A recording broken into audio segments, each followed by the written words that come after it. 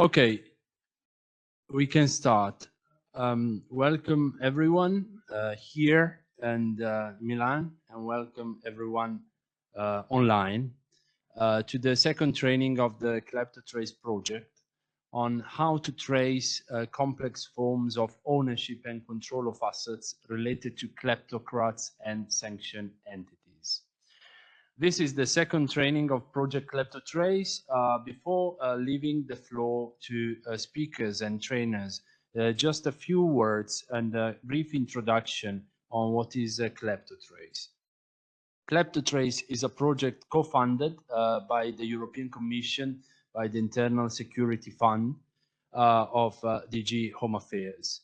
KLEPTOTRACE will strengthen the capacity of EU agencies to recover assets and for sanction tracing in order to combat transnational high-level corruption and kleptocracy. We will monitor corruption and EU sanction evasion through a number of activities which involved research. We'll produce extensive research and reports on high-level corruption cases, their modus operandi, their methods. We provide training, as today, through dedicated training courses to stakeholders. We will have 5 training across the whole duration of the project. This is the second one. We will offer policy recommendation in order to strengthen the capability of European authorities on sanction tracing and to identify sanction circumvention, as well as raising awareness of transnational corruption risk. Moreover, Project KLEPTOTRACE will also develop a toolbox which will be made available to European authorities for tracing assets, financial investigation, risk assessment, and due diligence purposes. You see here the website of the project, KLEPTOTRACE, www.transcrime.it/KLEPTOTRACE, where you can find all information regarding the project. As said, a number of activities. Today, we will also offer some highlights on some of these activities. For example, we will talk about tools, we talk about policies, we talk about our research and our identification of companies linked to sanctioned entities in the EU. The consortium of the project Transcrime, the Joint Research Center on Innovation and Crime of the Università Cattolica, where we are today as coordinator of the project, its spin-off as beneficiary, as well as a number of both other universities and public authorities as partners. Among them, the Spanish police, Policía Nacional, the Financial Intelligence Unit of Latvia, Malta Financial Services Authority, the Romanian Asset Recovery Office, ANABI, the Italian Anti-Corruption Authority, ANAC, as well as 2 universities, the Arocopio University from Greece and the University of Luxembourg, which we will listen to in a few minutes. We have also 2 Association of Investigative Journalists, Context from Romania and ERP from Italy, and you will listen to them, to both of them today.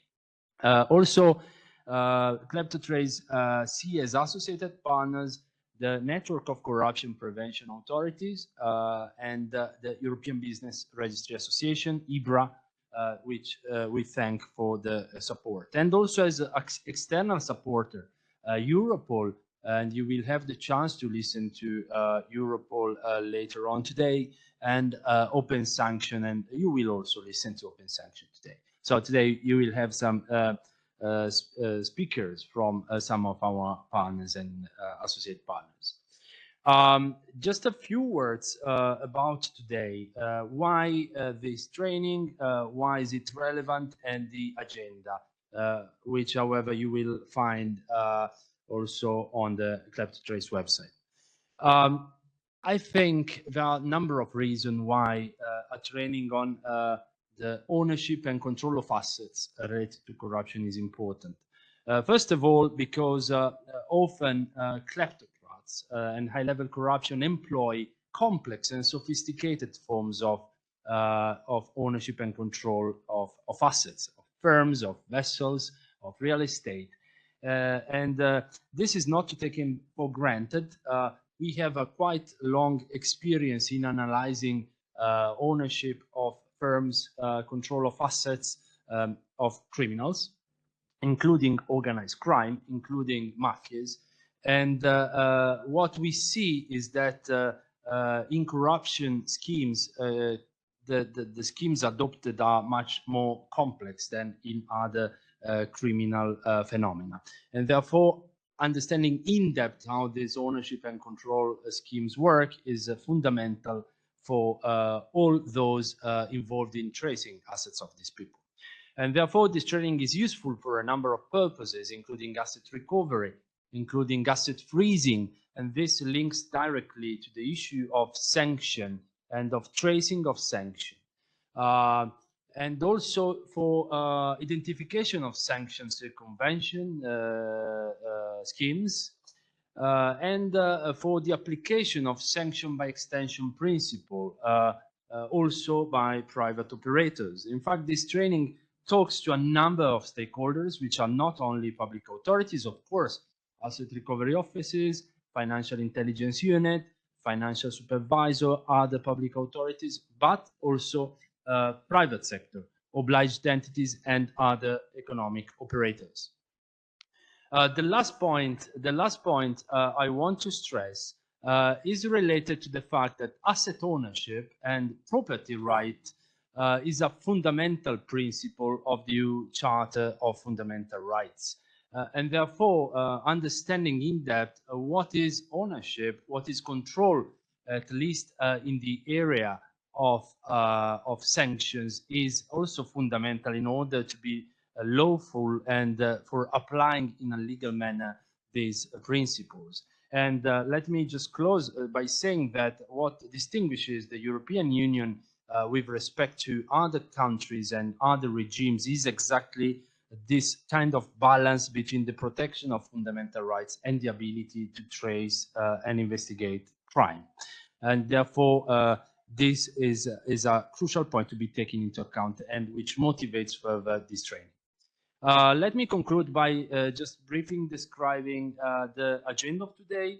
After this introduction, we will have a session by Professor Matthew Happold and Irina Bogdanova from the University of Luxembourg on the fundamentals of sanctions.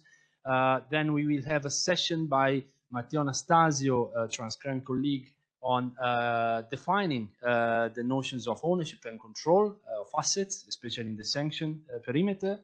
We have a coffee break. Then we will take on the floor with Giovanni Nicolazzo, whom I thank for the great organization and as project manager of KLEPTOTRACE, on an interactive session with some exercise on how to identify ownership and control. Then we will have a speech by Orsolya Erdelli from Europol on the European financial and economic crime threat assessments. Again, Giovanni will provide highlights on our mapping exercise on companies related to sanctioned entities. Then we will have a very interesting session with three representatives from the Italian Asset Recovery Office, Ministero dell'Interno, Colonnello Ribaudo, Carlis Limes from the Latvian Financial Intelligence Unit, and Sergei Chanyutko from the Financial Crime Investigation Service of Lithuania, with case studies and highlights on their activity on identifying sanctions. And also the activity of investigative journalists, and in particular Lorenzo Bagnoli from IRPI, Italy, and Attila Biero from Romania. Another coffee break, and then we will close the day with two sessions on data and tools. Data on sanction by Friedrich Lindenberg from Open Sanction Germany, and Antonio Bosisio from Transcrime on data and tools on assets, on asset control and ownership. And then finally, time for Q&A and for closing remarks. I shut down here. Let me just reminding that we will record the training. most of the training session. So by attending the training, you accept the policy, the privacy policy, which, however, are also reported on the website of Data Cross project. Thank you again for being here in Milan in presence and for connecting numerous online. There are more than 800 people registered and several hundreds connected already, so we thank you for this. I pass the floor to Professor Heppold from University of Luxembourg. Now, being a hybrid training, you will see some people moving also because we are several people in Milan as well, and thank you for this. Matthew, the floor is yours. I will, I think, just move the mouse and speak. Well, thank you very much, and I'm very happy to be here. I'm particularly happy to be here in person because it gives me an opportunity to spend a couple of days in Milan. I've been asked, I think, to provide a fairly introductory presentation. So some of you may find it a bit basic, some of you may not. I don't know. I seem to have, something's gone wrong already, but there we are. Always a good start. I noticed that I'm started. It's all right. I've started early, but don't worry. I won't take that, as many academics would, as an invitation to go on longer. I will try and keep to my 20 minutes starting now. So I've been asked to talk about sanctions, fundamentals and impact. What are sanctions? And what are they meant to do? Or what do they do? What they're meant to do might not be what they do, of course. So first of all, I'm a lawyer, and it's important to remember that when we talk about economic or financial sanctions, they're not terms of art. They're not legal terms in any real sense. Other regimes, different legal regimes, use different legal terms. I take it we're not going to have to evacuate the building because of the fire alarm, so I'll just continue. The EU talks about restrictive measures. If you look at the way in which sanctions are examined within the special procedures of the United Nations Human Rights Council, they like to use the term unilateral coercive measures. That tends to be a term used by people who don't really like sanctions, at least sanctions that are not imposed by the United Nations Security Council. Because in international law, there is a distinction made between collective sanctions, sanctions imposed by the Security Council of the United Nations, acting under Chapter 7 of the Charter in pursuit of its mission, the Council's mission to restore or maintain international peace and security, and sanctions, sometimes called autonomous, if you like them, or unilateral, if you don't like them, autonomous or unilateral sanctions, which were imposed by individual states or groups of states, so such as the European Union, such as the United Kingdom or Switzerland, or the United States of America. And obviously, the distinction is important because under the Charter of the United Nations, decisions of the Security Council acting under Chapter 7 of the Charter trump other member states' obligations, whereas other forms of sanctions, autonomous unilateral sanctions, require rather more justification under international law, although that's not something that I'm going to be going into in great detail today. Suffice it to say, different people disagree quite widely. I'm writing a book on this. Buy it when it comes out. But of course, the problem is that the United Nations Security Council doesn't always act. And sometimes, of course, we know it can't act. So we've seen that, for example, with regards to Russia's aggression against Ukraine. And of course, the Council can't act because the Russian Federation is a permanent member of the Security Council and it has a veto over any action that the Security Council wants to take under Chapter 7 or otherwise, and that is not a bug, that's a feature of the United Nations system. So we are left in such situations with autonomous or unilateral sanctions if states wish to respond to such fairly egregious international law breaking. Now, so what do we mean by sanctions? Well, I've got the definition this is for EU restrictive measures. It's the definition in Article 215 of the Charter of Treaty and Functioning of the European Union. It talks about the interruption or reduction in part or completely of economic and financial relations with one or more third countries. That means non-EU, that's states that are not EU member states. So it's about the interruption or reduction of economic and financial relations. We'll come back in a bit more detail as to what forms that might take.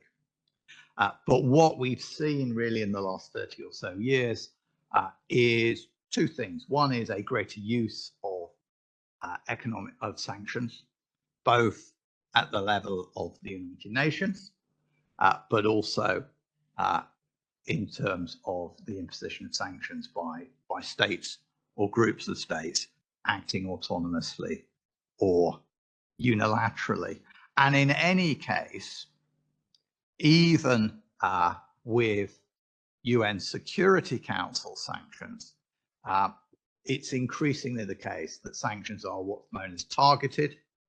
They don't impose a complete interruption of economic financial relations with any particular state. They're targeted, and therefore, because they affect individuals and entities, and this has already been raised this afternoon, when you look at financial sanctions, we're talking in particular about asset freezes, about travel bans affecting particular persons, whether natural persons or legal persons. But even with interruption of trade and so on, sanctions need to be implemented. They need to be implemented at the national level. And my colleague Irina told me only this morning that, what have I done now? No signal. I just hit, there we are. There are is it up there? Yes.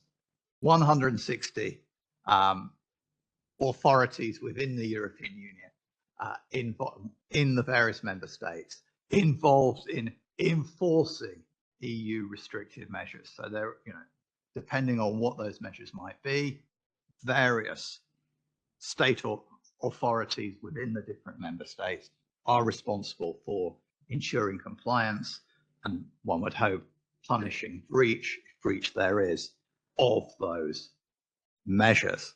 That's a lot. I need to go back, don't I? Previous. Let's try that. There we are. Finally, and this is, I think, in very general, more than one national regime may be attributable to particular conduct. So even if it's the same regime, say EU restrictive measures, it may be that more than the national authorities of more than one member state may think they have jurisdiction over it. That, one would hope, can be dealt with. One hopes they cooperate with each other. But let's take another example. When you have a situation where the EU imposes sanctions, the UK imposes sanctions, the USA imposes sanctions, say on Russia, in response to its aggression against Ukraine. Those regimes aren't all the same, and the reach of the different national authorities concerned, well, they may think that they have jurisdiction over the same conduct. And there are cases, for example, where individuals have been subject to financial sanctions by some under some regimes and not by others, in which case, which has jurisdiction. It can be complex. So sanctions is, perennially interesting for the lawyers among us, and you can immediately see that various legal regimes, both vertically, starting off with international law, moving down to EU law, and then national law, apply, but also you have the relations between various national legal orders as they seek to implement and enforce sanctions regimes. It's legally fascinating, but also makes things very difficult for those charged, one with enforcing sanctions, but also those, and this is me usually, or not usually, quite often, with advising people how not to breach sanctions legislation. If you're advising exporters or persons or banks or whatever, what do you say to them? So let's go into a bit more detail. I've already mentioned Article 215 of the Treaty on the Functioning of the European Union.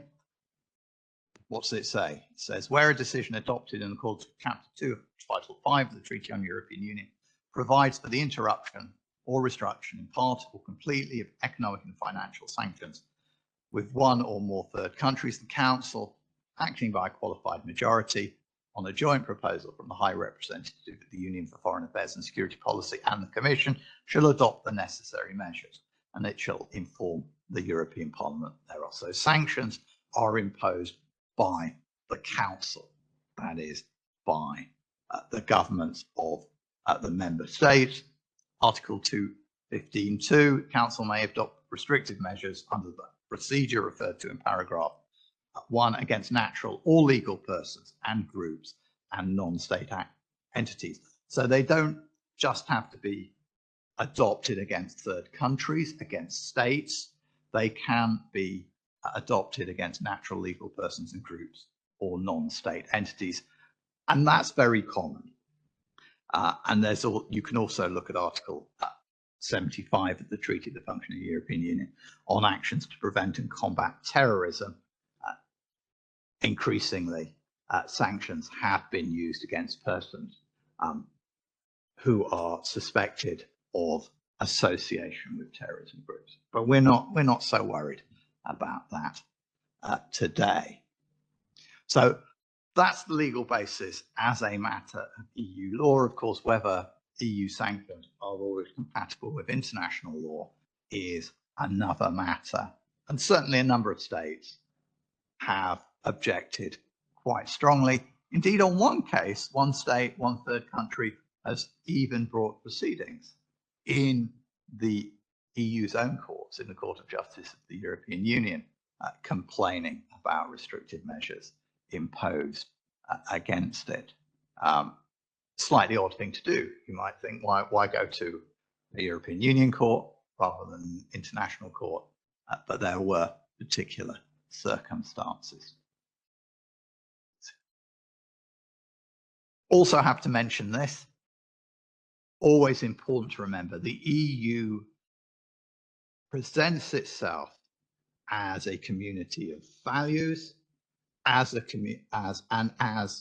a participant, a law-abiding participant in the international legal system. So if we go back to Article 21 of the Treaty of the European Union, what it tells us is the Union's actions on the international scene shall be guided by the principles with it inspired its own creation, development, and enlargement, which it seeks to advance in the wider world. What are they? There's a list, but they include the rule of law, human rights, respect for human dignity, and respect for the principles of the United Nations Charter and international law. It goes on to say in the second paragraph that the Union shall promote multilateral solutions to common problems, in particular in the framework of the United Nations. Now, despite that, the EU does not consider that it cannot act when the United Nations does not, when it imposes restrictive measures. A lot of EU restrictive measures are about the implementation of Security Council resolutions, Security Council decisions in the EU legal order, but there are plenty which are not, which are autonomous sanctions.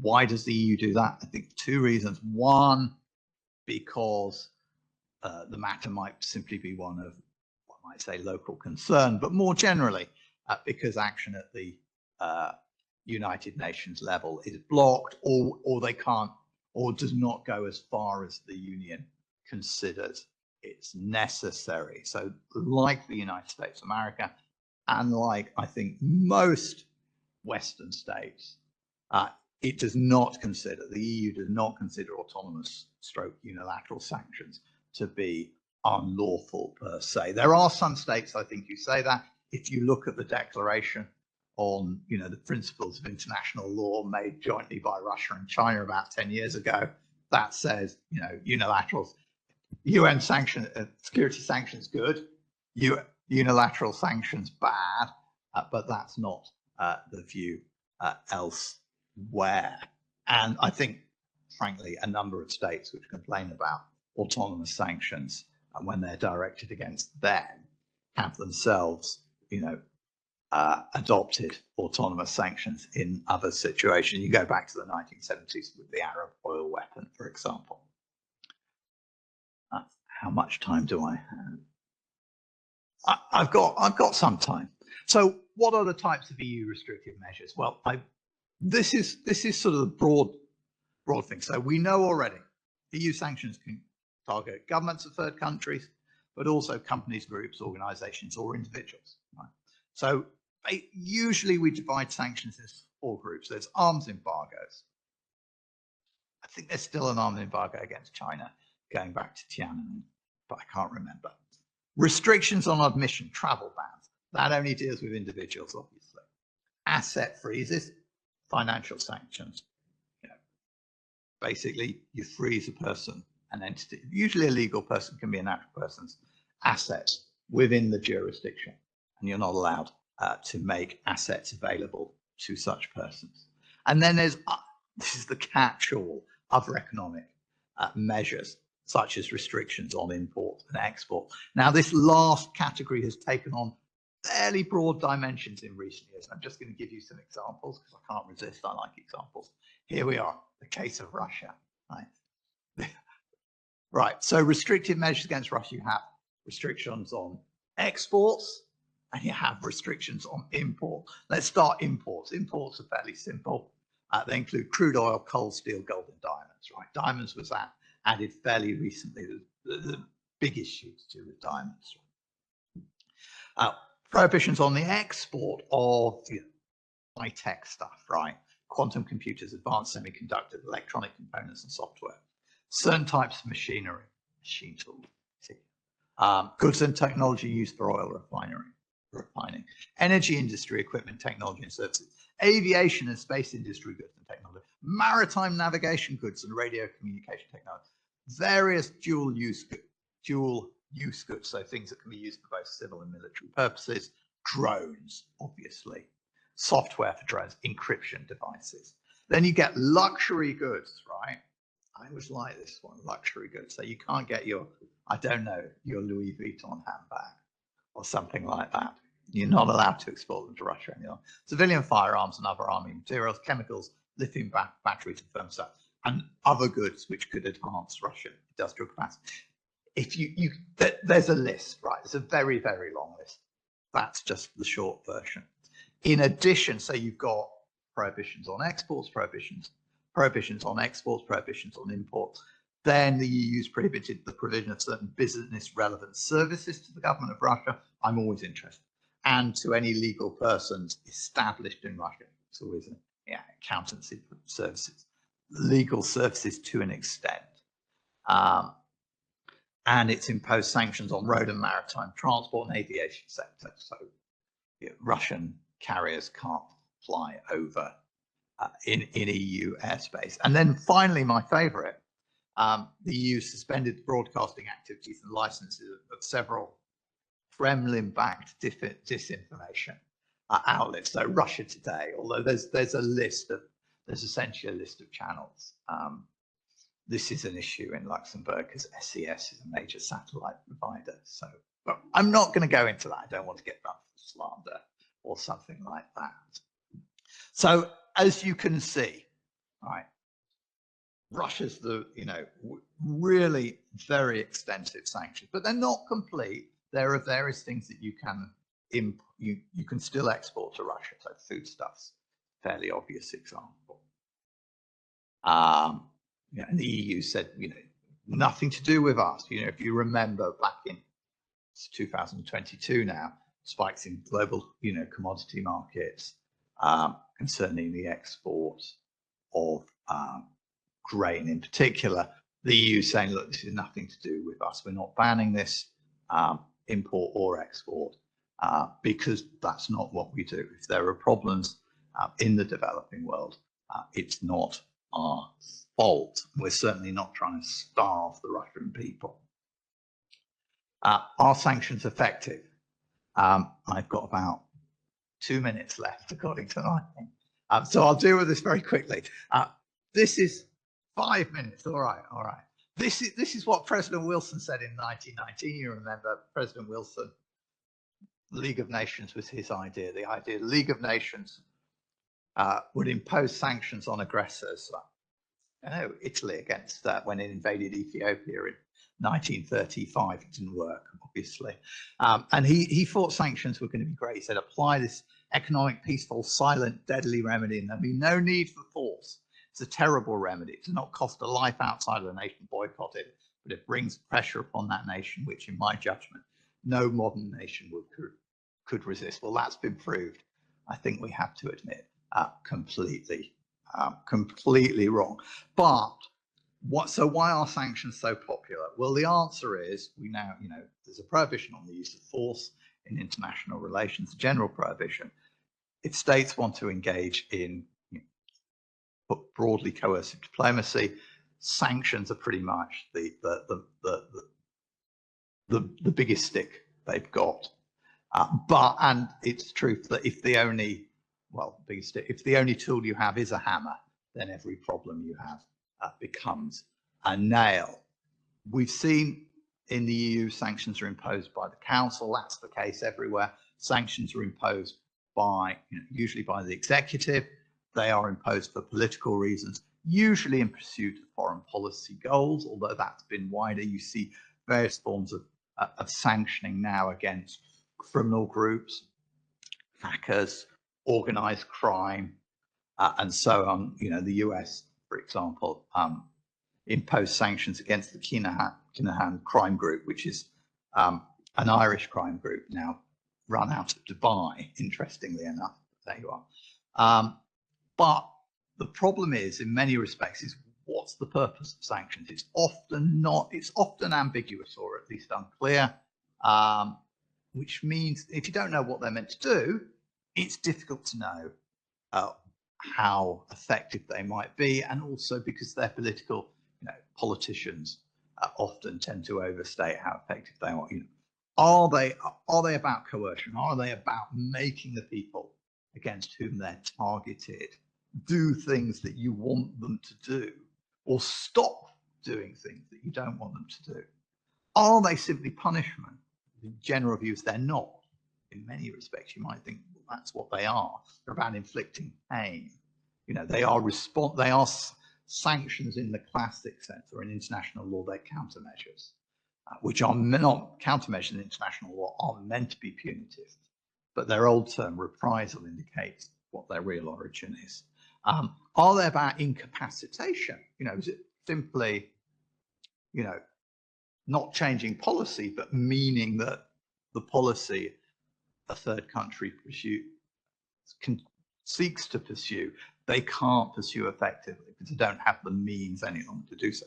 Or they simply signaling, they're just demonstrative. They're about shunning, saying, well, we don't like you. We don't want to have anything to do with you. Now, if you go back to the list of export prohibitions to Russia, some of those things are plainly about preventing Russia from, or making it more difficult for Russia to continue its aggression against Ukraine.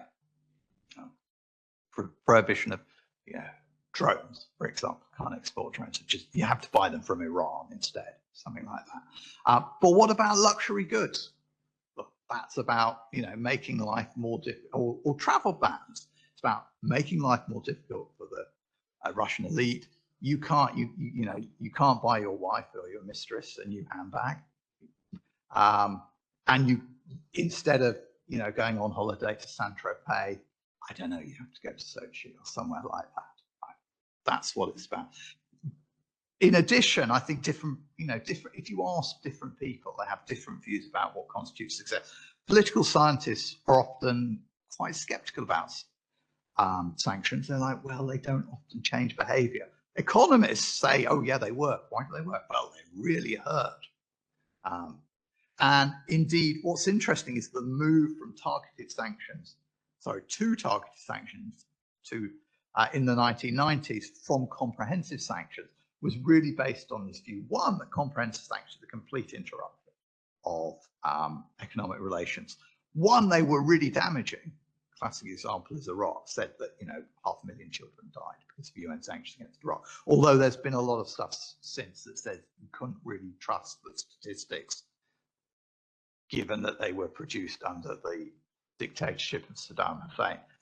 At the time it's thought, these sanctions are incredibly effective. They're they killed 500,000 kids, but also completely ineffective because they don't change what the government wants to do, because Saddam Hussein and his cronies don't care how many kids die. So, but today's economic targeted sanctions are, of course, ever wider. So I think I need to finish. What I'm saying is this: if we are thinking about sanctions, we have to be careful. What do we want? What do we want to do with them? And what is our criteria for success? And I think, particularly with unilateral sanctions, we can't be over ambitious. We're in an if the UN Security Council won't impose sanctions, how effective, we might ask, can unilateral sanctions be in a multipolar world? Questions, the US is exceptional here. It can leverage the dollar's position as a global currency. The EU is not in that position, although it can cut off access to SWIFT, and it has done so, but it's reluctant to do so. Dealing with will, I think, come on to dealing with circumvention, but this is the big area with regards to autonomous and unilateral sanctions. How do you deal with people who are circumventing? The EU said prohibitions on the re-export of goods, which are no Russian clauses, but they're really only contractual. Prohibitions of export to third countries allowing re-exportation, very much a nuclear option. Financial sanctions on persons and identities involved in circumvention. The EU's been doing that for years. But when one company is sanctioned, another can always spring up. Finally, we move to criminalization. We're going to have a directive on the definition of criminal offences and penalties, violation of European Union restrictive measures. But again, is it still going to be enforced by 160 different national authorities? That's it. Thank you very much.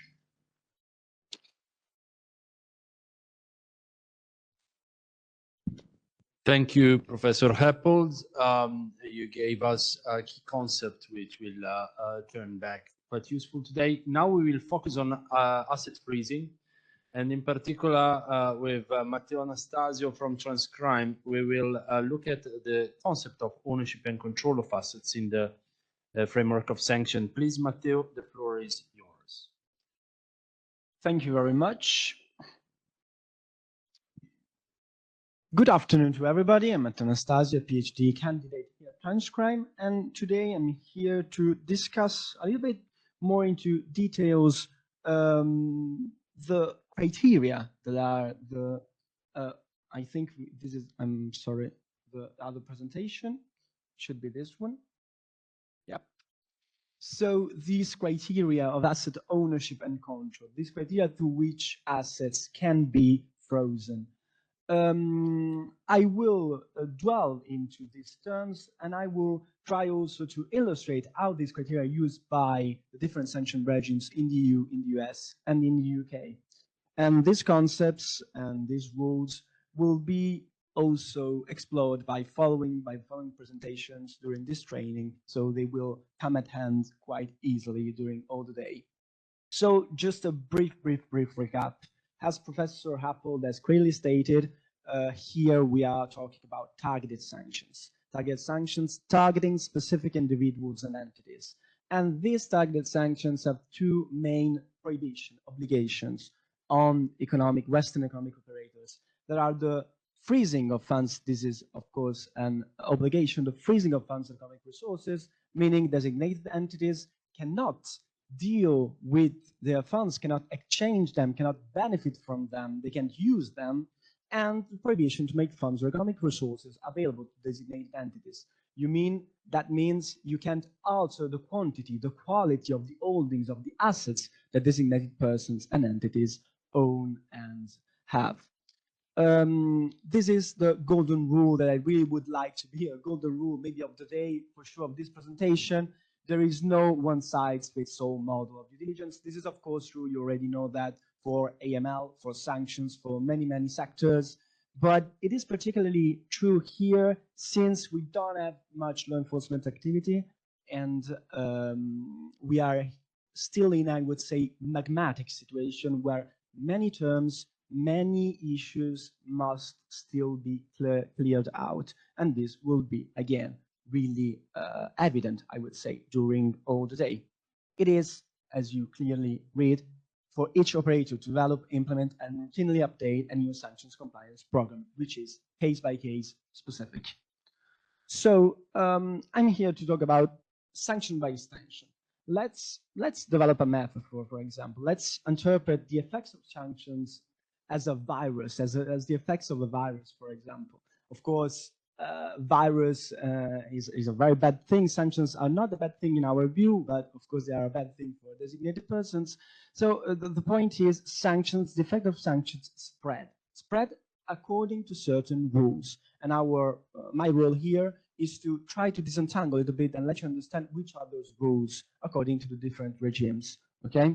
This is how the European Union puts it, meaning if the ownership of controls, so the rules, the criteria are established, the making available of funds or economic resources to unlisted legal persons or entities will in principle be considered as making them indirectly available to the latter, meaning to the designated person, unless it can be reasonably determined that the funds or economic resources will not be used or be for the benefit of the listed person.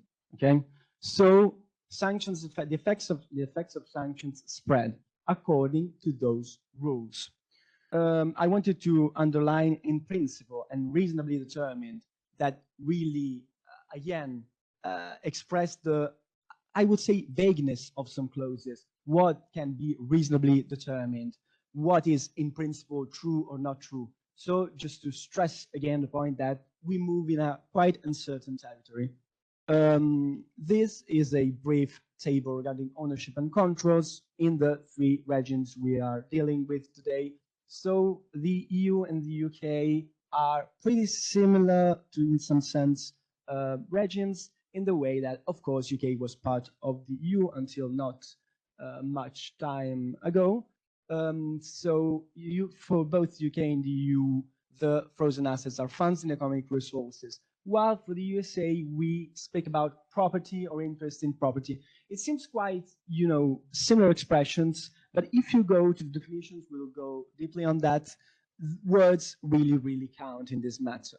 But going in order, all those regimes have a sanction by extension principle, meaning that the effects of sanctions spread towards beyond the entities that are specifically listed into the sanction lists, and they use the criteria that I was mentioning to extend the effects of sanctions. Which are those criteria? Are basically ownership and control. As you can see, ownership is shared by all the three sanction regimes, while control is in the UK and EU regimes, but not in the US regime. And we will see how the US try to compensate for the absence of the control criteria.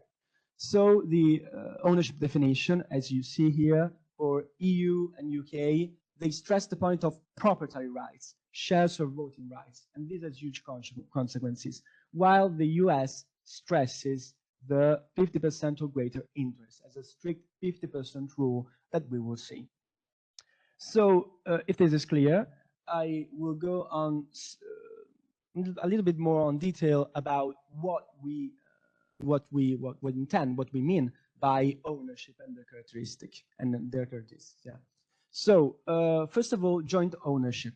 Joint ownership is a criteria that is foreseen by all the three sanction regimes, and it basically it means a quite simple thing, meaning if a designated person and non-designated person jointly own an asset, for example, a real estate, this asset is frozen, and this is valid for all the three regimes. Of course, the national, again, as Professor Happel was saying, the intersection between national, international, European systems, national systems can, of course, foresee the possibility for a non-designated person to withdraw from the contract of joint ownership, and do have remedies for this situation. But if they jointly own, and until they jointly own the estate, the asset, it must be frozen according to all the three. If this was simple, this becomes a little bit more complex, which is aggregate ownership. How does aggregate ownership work? Aggregate ownership is, this case, we have two designated entities, person 1 and person 2. That owns, person 1 owns 40% of the asset and person 2, 20%. We already know that the relevant threshold for ownership is 50. So we have a little bit 40 below the 50, but 20, if you sum the two, you get to 60, which is a relevant, of course, threshold for the ownership criteria. So for the EU and the USA, they consider aggregate ownership with different designated persons, while the UK doesn't forcibly do that, meaning that it does that if you can prove that there is a joint arrangement between the two persons, meaning that they cooperate, that they are allies in determining the strategy that they, according to which they manage the assets. Another thing raised the first case, this rule of aggregate ownership for the USA, as you can read here, is valid just with similar types of sanction, meaning that if the sanction regime is about specially designated nationals, meaning targeted people, and about sectoral sanctions, they do not communicate. This rule is not valid. In all the other cases, meaning if the sanctions belong to the same type, are of the same type, this rule is valid. Okay? We go on with indirect ownership. Things get a little bit more and more complicated, but we proceed slowly. So sanction by extension, we have seen it. Ownership, we have seen it. Control, we will see it. Let's remember, USA doesn't have control. Ownership definition, more or less, proprietary rights, shares or voting rights. What are the consequences of these different definitions? This is, again, a big disclaimer. The USA OFAC is quite clear on the 50% rule. This is not exactly the case for the EU and the UK, which are a little bit more blurred in the rules they apply. Also, again, because of the intersection between different systems. What we can say, but we will hear on this, the opinion and the practice by law enforcement agents, and we are also waiting for some clarification from the European Court of Justice. But in general, the fact that we insist on proprietary rights and shares leads to think that we have to calculate proprietary rights. Okay, we will see what this means. This is both for the EU and the UK. While the US adopts a slightly different approach, we can see it through this figure. This is the example, an example for the count of the shareholding. The problem is we have this designated person, this point A, let's say. We have entity alpha, point B, entity beta, point C. The question, the ultimate question is how and why, based on what principles and criteria we can link A and the designated person and entity beta, okay? If we proceed with the calculation of the ownership, we have at the first level a 50% ownership. that determines the fact that the entity alpha is frozen according to this criteria.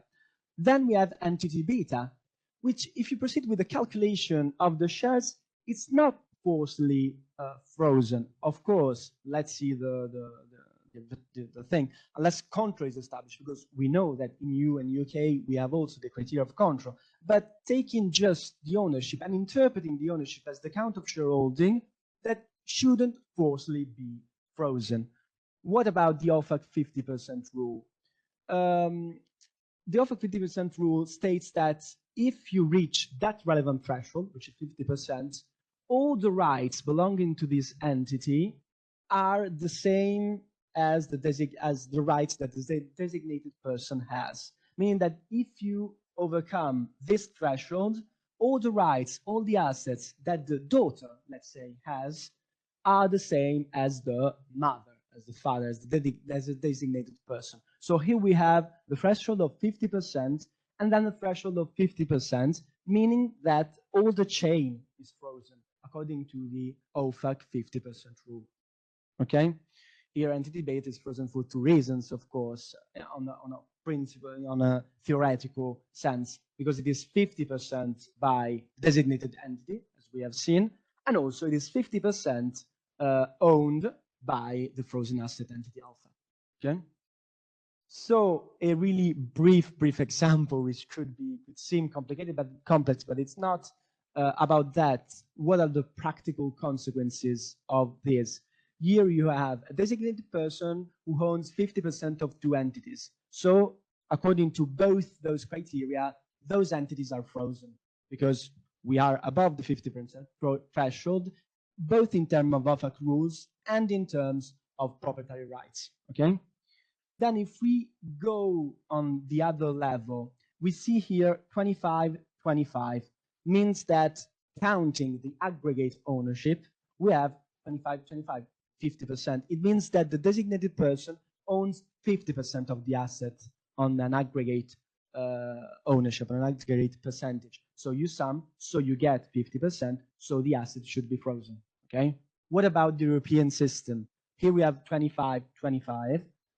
If you count the proprietary rights, that would count for 25. So it should not be frozen. Again, we are really moving on shady territories and blurred territories. Should not, are not that valid expression in this case, but just to explain the differences that happen if you apply different rules. This is much clearer for what concerns the USA. It is quite less clear for what concerns the EU and UK. And this is why we need KLEPTOTRACE, why we need all those people trying to disentangle those rules and those cases. So we go to control, which is the other criteria which is shared by the EU and the UK, but not by the OFAC regime, is much more blurred. Again, more blurred. So it has the EU and the UK just provide for some indicators. What is control? Is the power to influence the action of an asset. So typically, the power to appoint or remove the directors and the directorship in general, so members of the administrative management or supervisory bodies, using the assets of the legal entity, sharing jointly financial liabilities. So these are very important indicators. I can proceed. Sharing jointly. So we have many indicators relating to the capacity to influence, for example, as I was saying, the corporate strategy, operational policy, business plans, monitor the commercial conduct, and, for example, sharing business address using the same name. This is interesting because we try to apply all those criteria in our study, and we will see this during all the day in our mapping of the entities and in our attempt to identify the circumvention strategies by Russian entities and proxies. Again, reasonable to expect, again, vague language in a sense, but it's just to say the ability to control, to determine, to have an influence on those legal entities. This is a very, very, basic and simplistic scheme related to how it could work. meaning designated person is CEO of entity alpha, which is frozen, and has this complex chain of 4 entities controlled by 50%, should be all frozen according to the fact if the CEO is supposed to control, the directorship, the nominees, to control the strategies of the legal person. So if this is checked, if this is true, that should all be frozen. This is not falsely true for the USA, meaning that even if the designated person is the CEO, even if it has some power to control the asset, control the core strategy, the core choices of the asset, this does not falsely mean that all the chain, the asset does not mean that the asset is frozen and that all the chain is frozen. Okay? Again, very simplistic, very much so. So then the question arises, how does the USA react to this thing? I mean, what does the USA do in the case where even if we don't have the ownership threshold, there's a tricky situation where you can suppose that something shady is happening, or at least there's the need to freeze these assets. Well, it has more case by case, I would say, strategy and criteria, meaning that it can add directly the designated entity to the list of designated entities, and which means that all the other assets are frozen.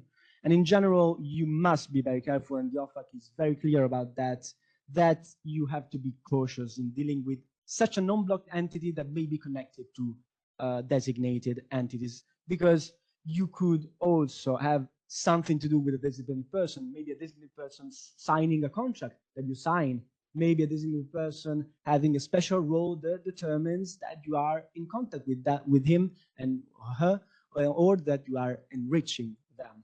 Okay, so again, be careful. No sides fits all, and just a due diligence duty, which must be very cautious and precise. There are a couple of other criteria of other things that I would say pop up in the legislation, the best practices, and in the case law. So Article 5 of the Council regulations speaks about people acting on behalf of the direction of, and the Commission has put forward some criteria to identify people acting at the direction on behalf of, meaning we have to go and see the ownership control structure, the nature and purpose of the transactions that are between the two parties, the instances of acting, so the previous links between the two people. We will really see all those criteria taking life during this day, or disclosure also by my third parties. I accelerate a little bit since I finished my time, but a couple of other things related to people associated with them that Article 2 of the Council regulation mentions.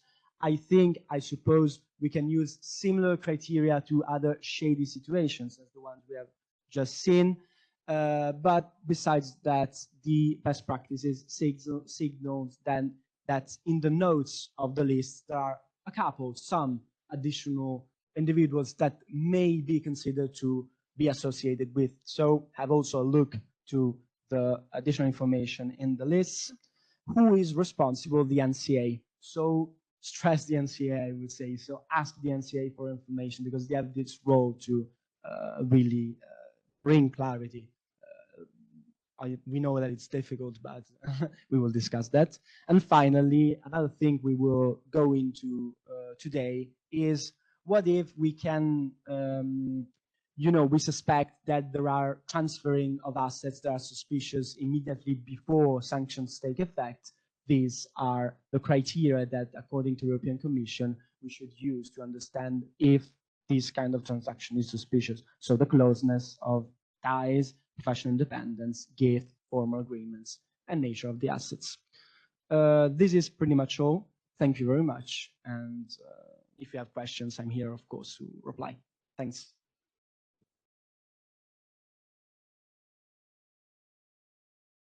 Thank you, Matteo. I think you gave us very good things to reason about, and there is the need for a coffee break, probably for all of us, to better digest all what you said. And after the coffee break, Giovanni will provide a interactive training session in order to exercise in a lot of examples you mentioned.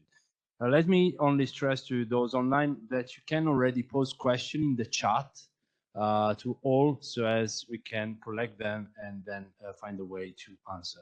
So let's break now until 1:50 p.m., meaning 2 to 2. Sorry, 10 to 2. We reconvene. Thank you again. We can resume the meeting. And so for this training section, we will have hands-on exercise to apply the ownership and the control criteria that Matteo Anastasio explained just a few minutes ago in his training session. So basically, what we are gonna do in these 30 minutes is I will display you some cases, and I will ask you to take the point of view of an EU operator that needs to decide whether it is feasible to enter in contact and in relationship with a specific economic operator.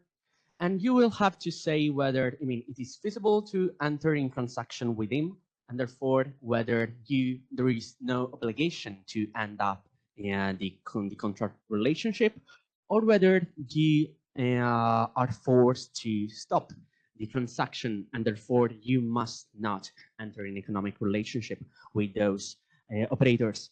And so I will present you cases, and I will ask you to say whether you are ready to give a green light, yellow light, or red light to this operation.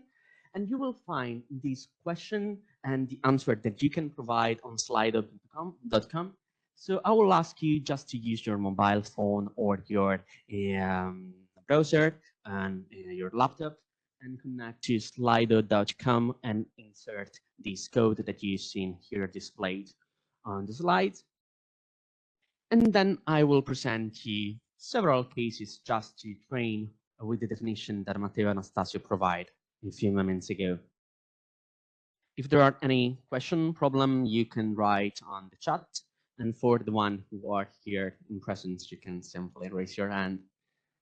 So I say that we can start with the first case. So I ask you to take the point of view of a EU operator within the European Union, and you need to understand whether it is feasible to enter an economic relation with a company that is located in Germany, that is this Alpha company. The Alpha ownership structure is like the one that you can see in the slides. Therefore, there are two individuals. One owns 51% of shares of the Alpha, while the second individuals own the 49% of Alpha. In the text, you can see that in the administrative composition of the company, therefore, there is no individual in the management that is a designated person or has connection to any such a person. However, among the ownership structure, you see the individual one is sanctioned by the European Union and is sanctioned by the USA. So here the question is simple. Do you think that you should stop the transactions and therefore you want to give a red light and therefore you cannot enter an economic relationship with such an entities? You have some doubts and you want to clarify with the national competent authority and therefore you can give a yellow light, or you feel confident in entering an economic relationship with this economic operator and therefore you give a green light. Just a few seconds, I see already that you are voting. A lot of people are providing their vote.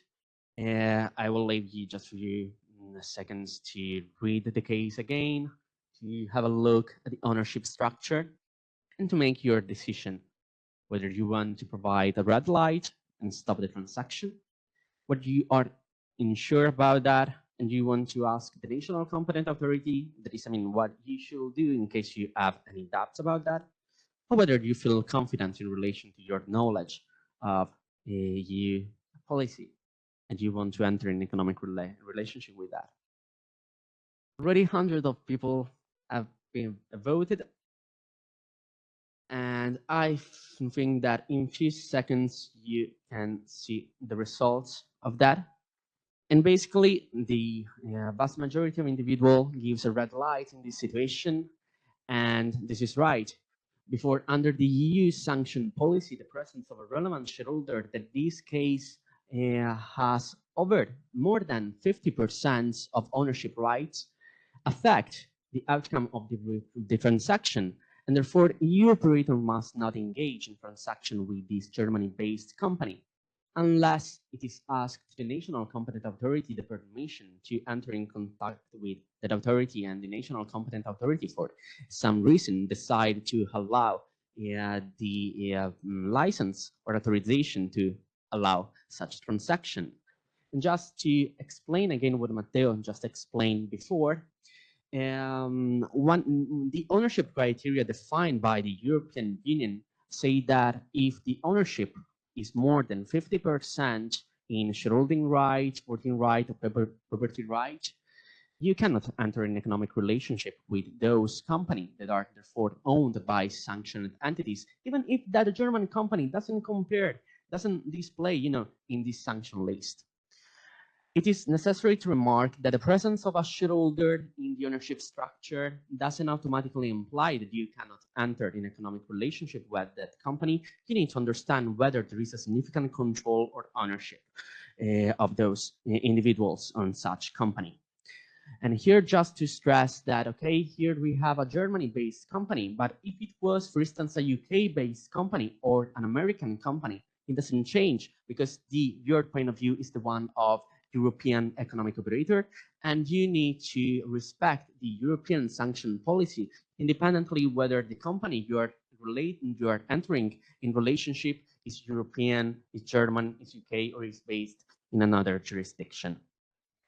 So let's go now with another case. Also in this case, I take you to take the point of view of economic operator that is operating in the European Union. And in this case, you're operating with this Alpha, that is a company located in UK. The ownership structure of those companies is a bit more complex than the one before. There are 3 individuals. One is owning the 40% of voting rights or property rights. Another one is owning another 40%. And then we have the third individual that is just owning the 20% of shares. There are no entities or individual in the management that are designated person of a connection with those designated entities. However, 2 of the shareholders in the ownership structure are sanctioned entities, in particular individual 1 and individual number 3. They are sanctioned by the EU, they are sanctioned by the OFAC, the USA, but they are not sanctioned by the UK. So what do you want to do in this case? Give a red light, yellow light, or green light? And so do you feel confident in entering an economic relationship with such entities? For instance, because no shareholders has more than 50% of property rights, or you are unsure and you want to ask the national competent authorities, or maybe you think that there is some reason for which you cannot enter an economic relationship with those entities. Also in this case, I can see that you're voting. I will give you a few seconds for reviewing those cases, for having a better look at the ownership structure, and try to remember what Matteo said in the session before.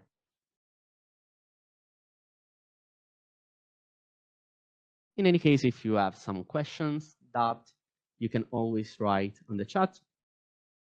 And I will suggest and underline again that if you have doubts, the national competent authority is the best authority that can clarify those doubts.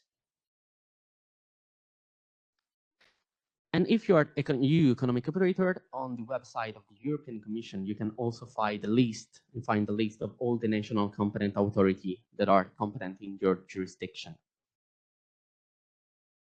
Okay, so I see from the screen that 72% of participants opted for a red light, and this is the case again. And this is why, as you can see here, the individual 1 and the individual number 3 are both sanctioned. And if we join their ownership share, we can see they are over the 50%. Indeed, they control and they have 60% of ownership share on the Alpha company if we sum their ownership. And this is what the best practices and also the guidelines of European Commission are suggesting us to do, to consider those shared and sum the shared of all the individuals who are sanctioned. And therefore, according to, in particular, the question number 8 in the frequently asked questions document of the European Commission, we see that if 2 or more individuals who are on a sanction list have a combined ownership that exceeds 50% in an entity, that entity is deemed to be owned by a listed person, and therefore you cannot enter in economic relationship with such entities, even if you don't find the name of these entities in any sanction list. I highlight the relevance of the frequently asked question document by the European Commission. It clarifies a lot of these questions in depth, and it is a must-read document by any EU economic operator. And now we can go to the case number 3. In this case, you are always asked to take the point of view of a EU economic operator that is entering in transaction with Alpha, company located in UK. The ownership structure of this company is as the following. There are 2 individuals in the ownership structure, individual 1 and individual number 3. Individual 1 is owning the 40% of Alpha, individual 3 the 60%, but we also have individual number 2 that is the CEO of this company. And we see that individual 1 and individual 2 are sanctioned by the European Union and are sanctioned by OFAC, but they are not sanctioned by UK. So here the question is always the same. What do you want to do? Do you think that you can conclude the transaction with this operator, with Alpha, or somehow you need to stop the relationship? Or do you have, in this case, serious doubt and you want to ask the national competent authorities about that? I see that there is no clear answer that is prevailing right now in the survey. So it seems the case that a lot of you are going to ask the national competent authorities about the case. I stress the fact that in this case, you need to think yourself as EU operator, just in this case. But of course, if you are operating in a different jurisdictions, maybe the answer may change to that question, to that case.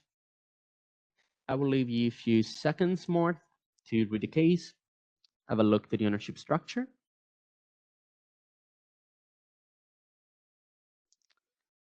And the 54% of you actually said that they will stop the transaction. They don't want to enter in relationship with Alpha. And the reason is because even if there is no shareholder that has more than 50% of shareholding rights, there is a CEO. And we know that CEO can have a relevant influence on the decision made in the company. And we know that European Union considered the definition, the criteria of control for assessing whether the sanction can be extended also to a company owned or controlled by sanctioned individuals. And therefore, we know that since the CEO is typically seen as a person having control over a company due to their ability to direct the company activities and the strategy, we know that they match the definition of control given by the European Commission, given by the EU law. So in this case, you cannot enter in economic relationship with this company if this company has CEO that has been sanctioned. If you were a US company and dealing, for instance, therefore need to decide to respect the US foreign policy on that, the answer to that question may change, because we have seen that according to OFAC, the control is not a criteria for understanding whether you can or cannot enter an economic relationship with those entities. And what OFAC suggests is, in any case, to be careful about that, to frequently check whether the CEO will be, whether the same entity will be added to the sanction list. And in any case, it is very important in this case also, if you are US citizens, to have enhanced due diligence on this case. And in any case, you can ask the national competent authorities if you have any doubts. I'm sorry for that, but for answering the following question, I will have to ask you to reconnect to slide.outcome and insert this new code. So we are gonna see more complex case of ownership structure. And so we can understand if the concept that Matteo has provided in the training before have been, fully understood, or there are some kind of doubts that maybe we can address in this session, or can be addressed by your national competent authorities. So if you are now also connected to these new sessions of pool, I'm gonna present to you the case number 4. And the case number 4 is the following. I also in this case ask you to take the point of view of a EU economic operator that needs to decide whether it is possible to enter an economic relationship with Alpha, a company located in the UK. The ownership structure of this company is quite complex. As you may see in the first level of shareholding, there are 3 companies, company A, company B, company C. So in this case, there is no, individuals right in the first shareholding level, but they are all companies. And we see that company A, company B, and company C are somehow owned by individual number 1 and individual number 2. In more detail, the individual number 1 owns entirely company A and company B, and he owns or she owns for 50% company C that is also joint owned by individual number 2. We know that individual number 1 is sanctioned by the European Union. So in this case, with this complex ownership structure, what do you say according to the European law? Do you think that is allowed to enter an economic relationship with that company, or there is doubt since the ownership structure is quite complex, so you don't know, it is better to ask to the national competent authority? Or you think that already you can say that it's not possible to enter an economic relationship with this company, with Alpha Ltd? So I will leave you a few instances in this case for having a look to the ownership structure, make all your calculations since it's very difficult ownership structure, complex. And I want to suggest that it may seem a complex ownership structure, but it is not rare. Actually, it is quite frequent to see ownership structure like that. So I will say that this is the bread for economic operator. They need to understand how to behave in such situation, because ownership structure are not always direct ownership structure. It happens a lot that there is the intermediation of other legal entities. And then you have to understand whether it is the case that you can enter in economic relationship with those company, or is better to stop the transaction. Or the best option, I will say, is ask to the national relevant authorities if you have any doubts. Still waiting a few seconds more. And I see actually that most of you have opted for the red light, 85% of you. And this is right. Have a look to the ownership structure. So here you see that individual 1 is a sanctioned entity, right? And you know that these individuals owns for 100% company A, owns for 100% company B. And in this case, company A and company B, therefore, are companies that are sanctioned by extension by individual number 1. And if you also calculate the integrated ownership by individual 1, you see that he has from the company A the 49.5% of shareholding rights on Alpha Ltd. You have just to do 100% multiplied by 49 by 5. And you see that in this first ownership chain, the 49.5% of ownership share are channeled. And if you have a look to the second ownership chain, this is the one that goes to company B, you see that also in this case, he is channeling the 49.5% of ownership rights. if you start summing, these ownership rights that he has through these two different separate ownership chain, you see that we have reached, the threshold of the 50%. Then there is also the third ownership chain that go through company C. And in this, he is having also an additional 0.5% of ownership rights. So if you sum all these ownership rights that he has through this very complicated ownership structure, you see that the threshold of the 50% is respected, is met, and therefore you cannot enter in economic transaction with this company. And now I will ask you to take a look to this latest case that I want to present you today. And also in this case, I ask you to take the view of a European economic operator. In this case, you need to understand whether it is possible to enter an economic relationship with this alpha company located in the UK. And something changed here, because in the first level of shareholding, there is no company, there is no individual, there is a legal arrangement, there is a trust. And this trust has three people that are relevant for it.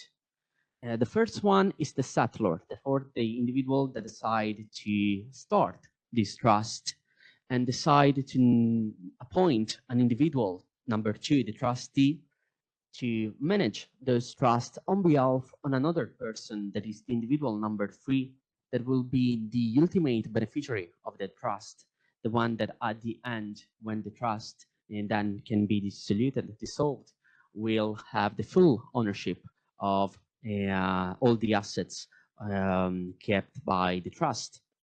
But in this case, you know that the settlor of the trust is a sanctioned individual sanctioned by the EU.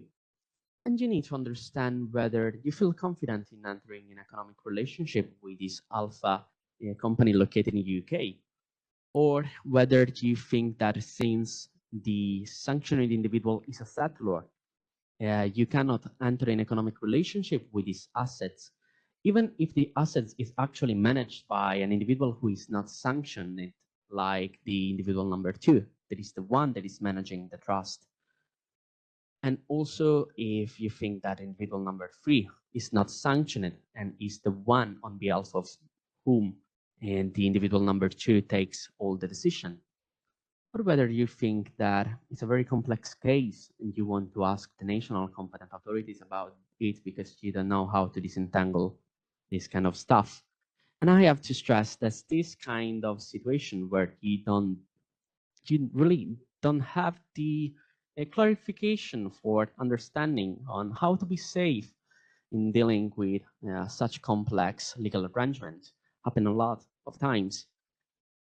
And yeah, I will stress again that everybody suggests if you are in doubt, of course, you don't have to enter in economic relationship with those entities.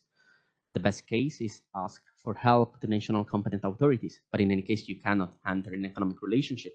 Because for instance, if then it results that you cannot enter in economic relationship, you are breaching the law and you are committing sanction evasion if you are not sure, but in any case, you decide to operate with such entities.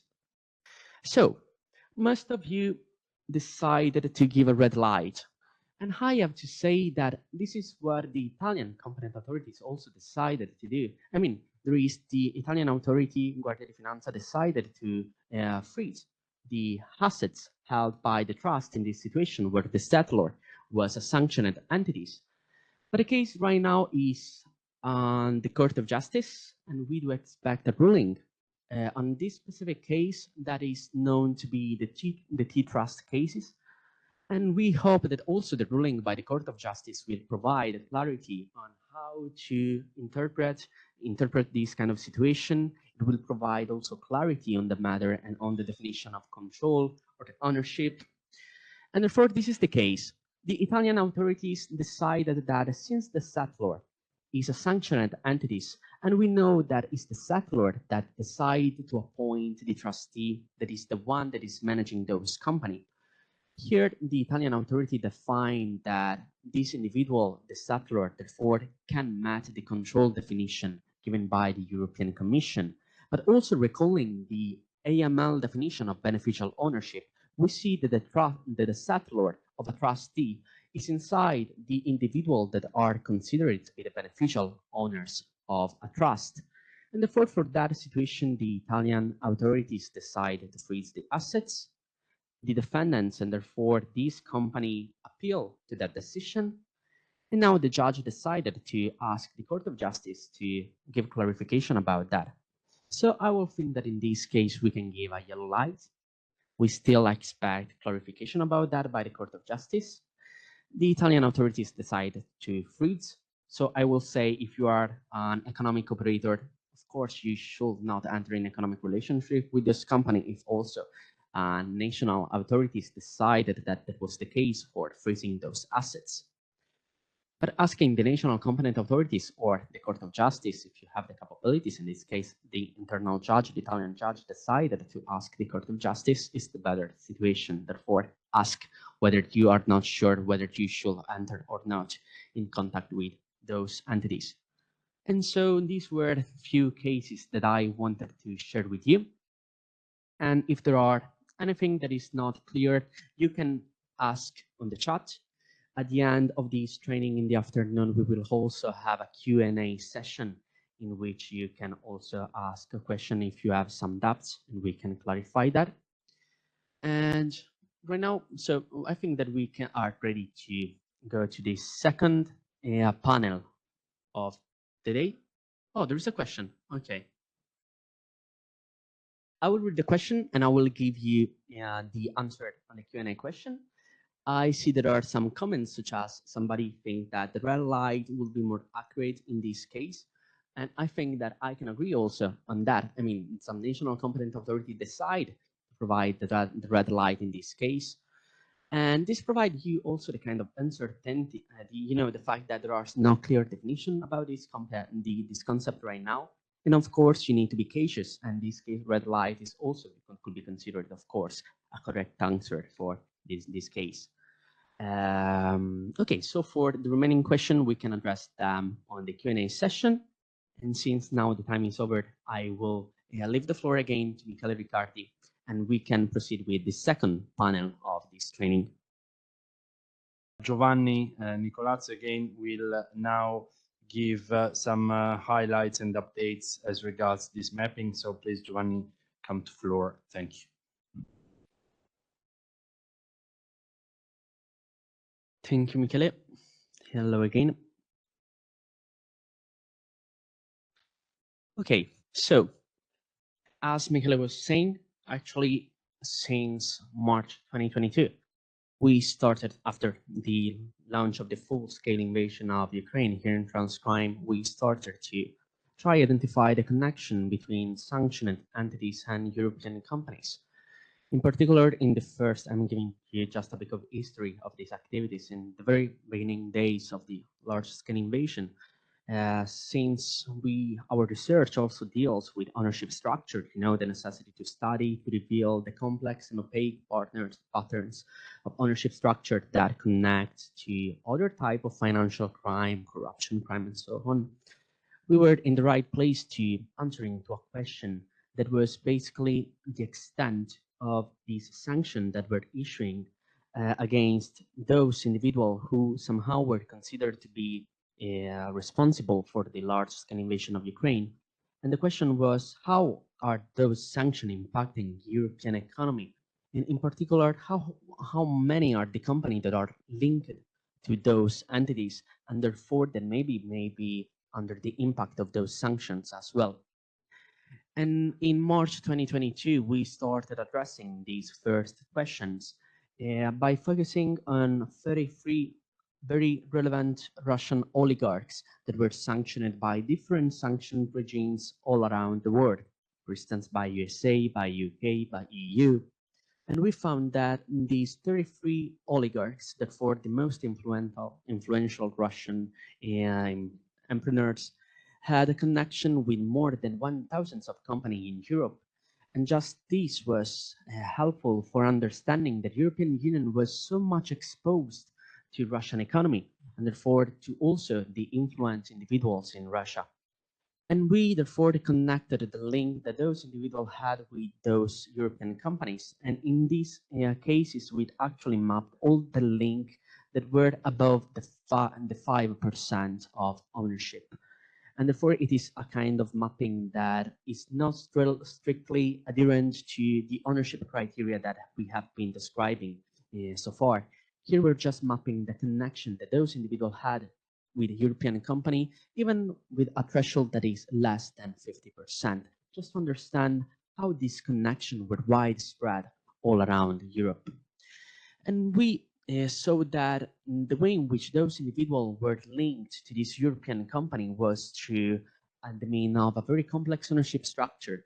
For instance, those individuals were connected to European company with ownership structure that were much more complex than the rest of ownership structure of other European company, but also the ownership structure of company controlled by other Russian individuals. And we see that there were a lot of intermediaries in those companies, and there were a lot of high-risk jurisdiction that those ownership structure were going through. And therefore, this just provided the case and suggestion that tracing the companies linked to those individuals may not be an easy task, since we are facing with very opaque, very complex ownership structure. And we decided then to apply a more standardized methodology to carry out this mapping exercise. We have been doing so by starting on the sanction list issued by the European Union and the USA, therefore the OFAC. And we standardized, of course, these data sources that, as you may know, since you have been dealing with that, they are different data sources with different structure, so they need to be standardized. In this mapping exercise, we filtered for only the individuals and the entities that were sanctioned for the Russia aggression of Ukraine, therefore filtering just for the sanction regime relating to Ukraine. And we made a lot of kind of pre-processing on this data for instance, for inserting also the aliases that may come from the translation from Cyrillic to Latin, since you know a name in Cyrillic may be written when it's translated in Latin in so many different ways. So somehow we pre-arranged, a dataset that was ready to be used for analytical purposes. And we have been calling it the transcrime list for these claim datasets. And then we have cross-referenced this list of sanctioned entities with corporate datasets available on the position that individuals and entities had as shareholder or directors in company worldwide. And in particular, we cross-referenced the name of those sanctioned individuals with the name of all those individuals or entities having shareholding role or directorship roles in company worldwide by using a fuzzy matching technique, therefore identifying names that were similar to one of the sanctioned entities. Then we manually, but also automatically perform a validation of those cases to understand whether those matches were real matches, for instance, whether there was also a correspondence in the date of birth of those individuals and the place of birth and so on, to be sure that those individuals were actually the ones that were sanctioned by EU and the OFAC. And then starting from those individuals that we identified as sanctioned individual, we reconstruct all the network of connection that they had towards European company via shareholding link or via directorship link. Therefore, we reconstructed a complex network of companies, and we also computed some basic statistics to describe which kind of connection they had with those companies, whether there was a direct connection, indirect connection, what was the level of connection that they had, whether it was above the threshold for ownership criteria, and so on. And these are the results. Basically, we mapped connection with more than 16,000 of companies in Europe. And in particular, for the European Union, we identified that more than 400 of sanctioned entities had connection somehow with European companies. And for what concerned US sanction, more than 300 of sanctioned entities had a connection with European companies. And here we can see, the first geographical pattern of the distribution of those European companies in relation to the countries in which those companies are incorporated. And of course, it doesn't come by surprise that Ukraine is one of the countries that has the highest exposure to sanctioned entities. There are economic and social proximity from Ukraine to Russia. And of course, this is a result of that. But we do also see a kind of confirmation of some anecdotal evidence according to which United Kingdom is also a place that has several connections for what concern companies that can be traced back to Russian and sanctioned individuals. We do see also just some jurisdictions, small jurisdictions such as Cyprus and Bosnia and Herzegovina that maybe can surprise since they are very small jurisdictions but are so high in the ranking for the exposure toward those sanctioned entities. And here we do see the results of our description of the way in which those entities were connected to European companies. For instance, we see that most of those connection is by directorship link, and in particular by indirect link, meaning that those sanctioned entities are director of some companies that are owning shares in other European companies. And if we just focus on the minimum ownership percentage that go through the ownership chain of this connection, we do see that there are important number of connections that are greater than the 50%, and therefore they meet the standard of ownership defined by the European Union. But we do also see that there are some kind of connections that are below this 50% threshold. For instance, there are connections that are between 20% and 50%. And here the economic operator needs to assess whether if the ownership criteria are not satisfied, whether there are control criteria that are satisfied in this case. We also see some case where the ownership is less than 5%, but also in this case, it needs to be assessed whether the sanctioned individual have through other means the capability to influence, the action of this company to which they are connected. And here we do see a distribution of the sectors in which those companies operate. And here also we somehow have a confirmation of the anecdotal evidence according to which a lot of Russian sanctioned entities tend to invest money in financial services activities or real estate activities, whether special real estate activity may serve as a wallet, to hold the assets and the amount of richness that those sanctioned entities had outside Russia.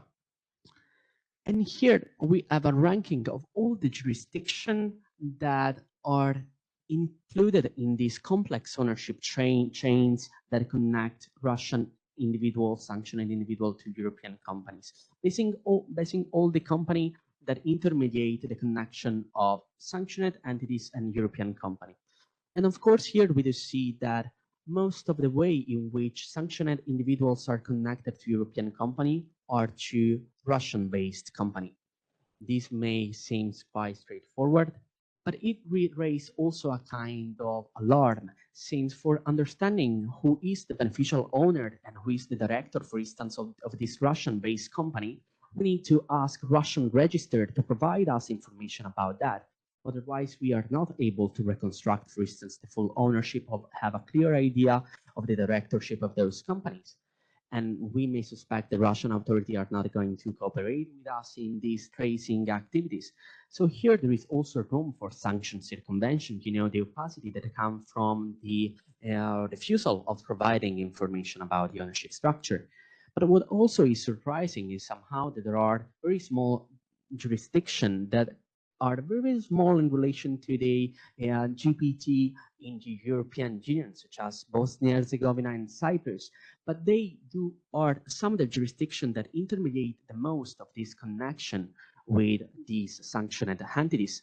And here we have also a kind of thinking that we can say that the responsibility that jurisdiction has in ensuring that sanction circumvention is avoided is not necessarily proportional to the size of the economy. In some cases, it is possible that most small jurisdictions need to do a lot in order to prevent sanction circumvention, providing, for instance, information about beneficial ownership, collaborating in reconstructing the links of ownership, the directorship connection, and so on. And so we are doing this kind of mapping exercise. We are trying to update it as, new sanction packages came out. And this is what we are trying to do also in the KLEPTOTRACE project. But we think that there is also a kind of additional benefit by doing this mapping exercise, because I didn't highlight the fact that this picture is a picture that is taken as of December 2021. And therefore, a series of connections that are just before the invasion of Ukraine. And this allowed to understand how the picture was before sanctions were issued against those individuals. And it allows to do a pre-post comparison. So we know that this was the situation in December 2021. We can see how the situation evolved after the large-scale invasion of Ukraine. And therefore, after those individuals were charged by the sanction issued by the European Union.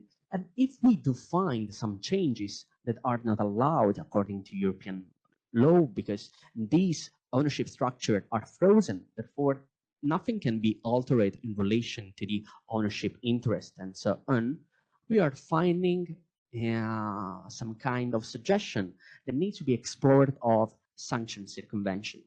And therefore, by doing a pre-post comparison, we can also try to collect some cases of sanction circumvention and understand which are the techniques that have been used to conceal the connection that used to be there as of December 2021, but after sanction implementation was not there anymore. And here, for instance, we reconstructed a few cases of these changes in ownership structure. In this case, we do see that as of December 2021, there was this company based in Cyprus that was majority owned by sanctioned entities. But in March 2022, we see that the ownership structure of this company became more complex. The company is owned by Beta, that was still there, but Beta is owned by Gamma, a company incorporated in the Virgin Islands, that is owned no more by the sanctioned entities, but by an individual that is related to the sanctioned entities, in particular by a business partner of the previous sanctioned entities.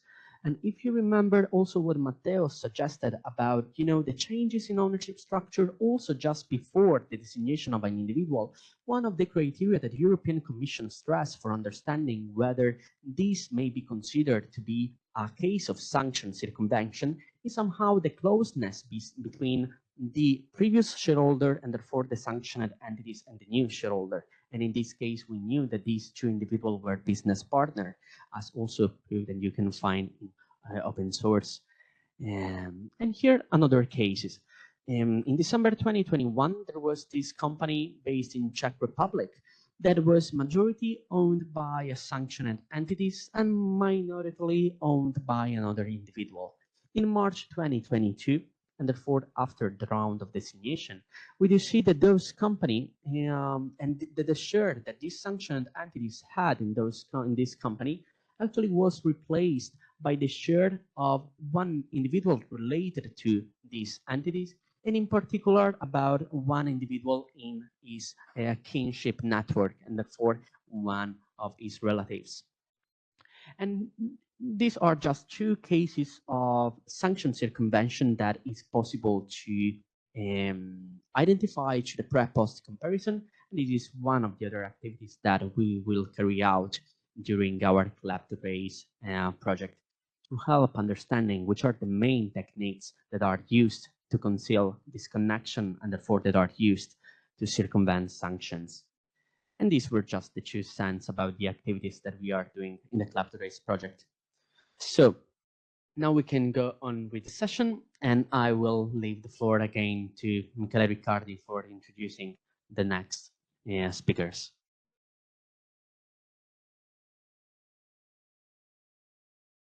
Thank you, Giovanni. Indeed, I saw also that there are some questions, but not related specifically to this topic. on the chat. Maybe we can keep them for the Q&A session. We'll get back to that later on. Well, now we have, after this, the overview by Europol and the pan-European overview that Transcrime has provided on the mapping, we now take a national perspective. And first of all, having three speeches, three presentations by the Italian Asset Recovery Office, the Latvian Financial Intelligence Unit, and the Financial Crime Investigation Service of Lithuania. We start with Italy, with Colonel Roberto Ribaudo, head of the Asset Recovery Office of Italy, part of Ministero dell'Interno, Dipartimento della Pubblica Sicurezza, Direzione Centrale Polizia Criminale. Thank you, Mr. Ribaudo. The floor is yours. We can see you, and now we will be able to listen to you. Probably you have to unmute your microphone. Thank you. Thank you so much, and a warm welcome to all the audience. I don't know if you have my PowerPoint presentation on screen. If not, there's no problem. I will. We have. If you want, we can yes. Move ourselves. Please. Yep. Let me just get up.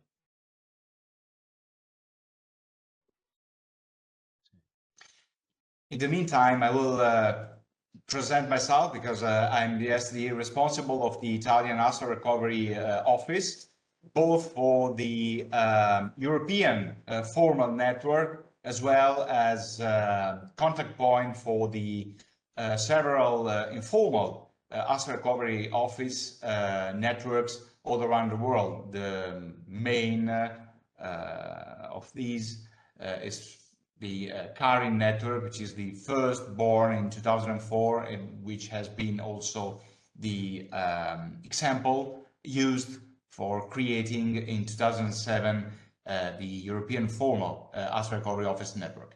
And I'm working as head of the Interpol division dealing with economical and financial crime in the Italian single point of contact for what concerns the international police cooperation. So we basically manage all the main police cooperation channel Italy is part of, like Interpol, Europol, the Schengen database related to the Schengen Treaty, and of course, last but not least, the Asset Recovery Office, let's say, family. As you can see on screen, I will talk about some case studies from the perspective of the Italian system for enforcing the EU sanction against countries and entities. First of all, please go on.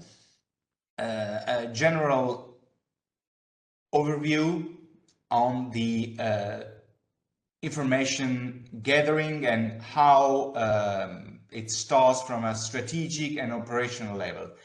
Basically, Italy has a structure which is a strategic one, and is called the Financial Security Committee, which is based in the Ministry of Economy and Finance, and encompasses various ministries and law enforcement authorities. Let's quote of course, the Ministry of Economy and Finance, the Ministry of Interior, Ministry of Justice, the Ministry of Foreign Affairs. There are representatives also of the Ministry for Industries and Development, other authorities like the National Central Bank, the FIU, not to mention, of course, the three main police forces, and also the National Anti-Mafia Directorate.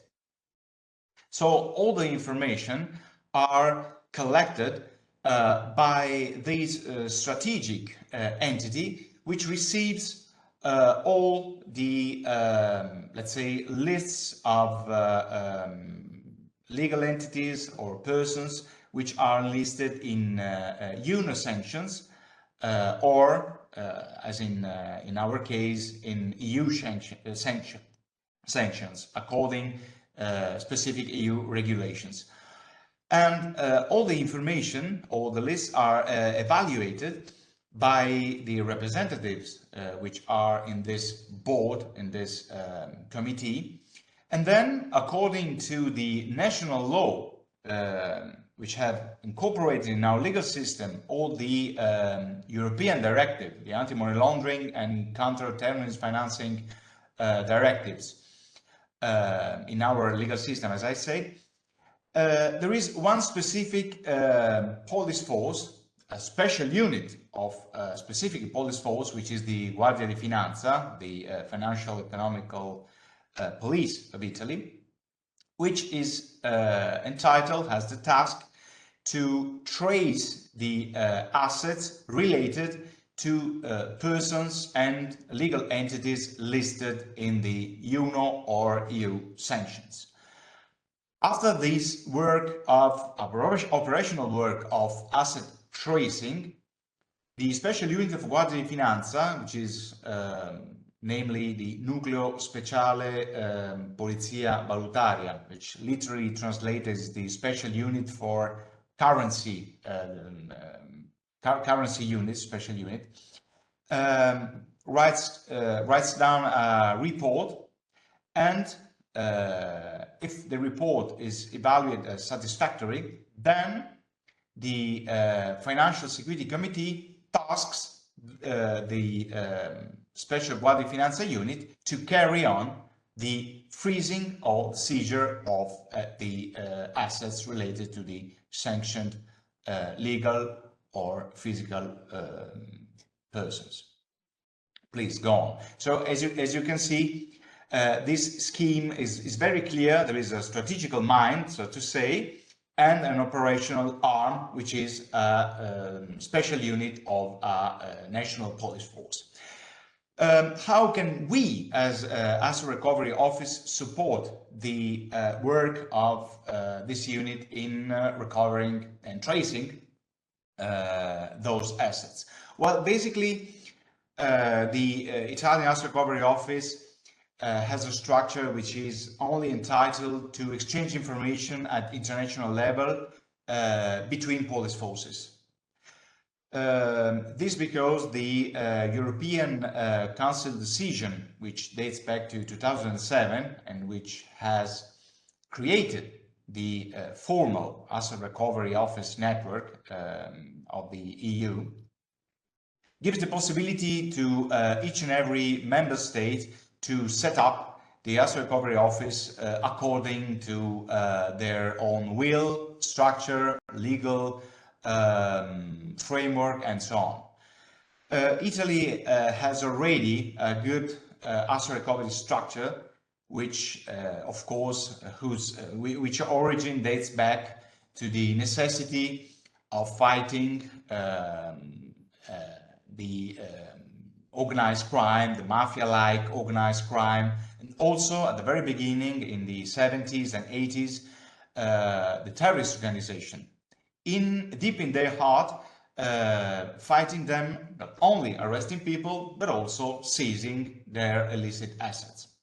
And so what was lacking from the Italian perspective was an office which was entitled, had the task to receive and give information at international level. So basically, the Italian way of setting up the ARO is the one of a non-operational body, which is only managed by police forces inside the single point of contact, the Italian single point of contact for police cooperation, which is a joint forces body where all the four main police forces, namely the National Police, the Carabinieri, the Guardia di Finanza, and the Penitentiary Police, do work together to provide to the units on the field all what is needed in terms of police cooperation.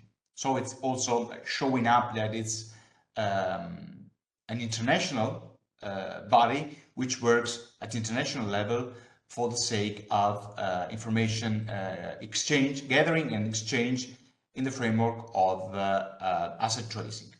So it has no powers to recover directly those goods and those assets.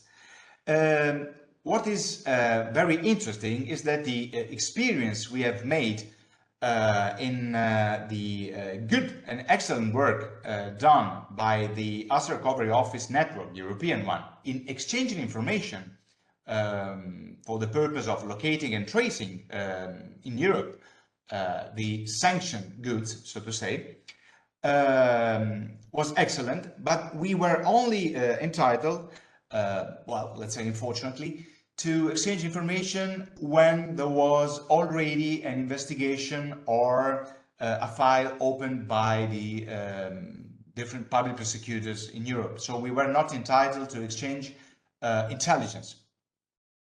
There is an ongoing initiative which started in 2022, which is the new EU proposal for a asset recovery directive, which is something very new, is now in its final phase. And in the draft proposal, there is a very interesting article, which, may I say, is the consequence of what happened in Ukraine. It's an awareness that we have to use the Asset Recovery Office network also for gathering intelligence. For this reason, there is a proposal that you can read on screen, Article 5, Paragraph 3 of the draft directive proposed by the European Commission, says that the asset recovery offices shall be empowered to trace and identify property of persons and entities subject to EU targeted financial sanctions where necessary to prevent, detect or investigate criminal offences.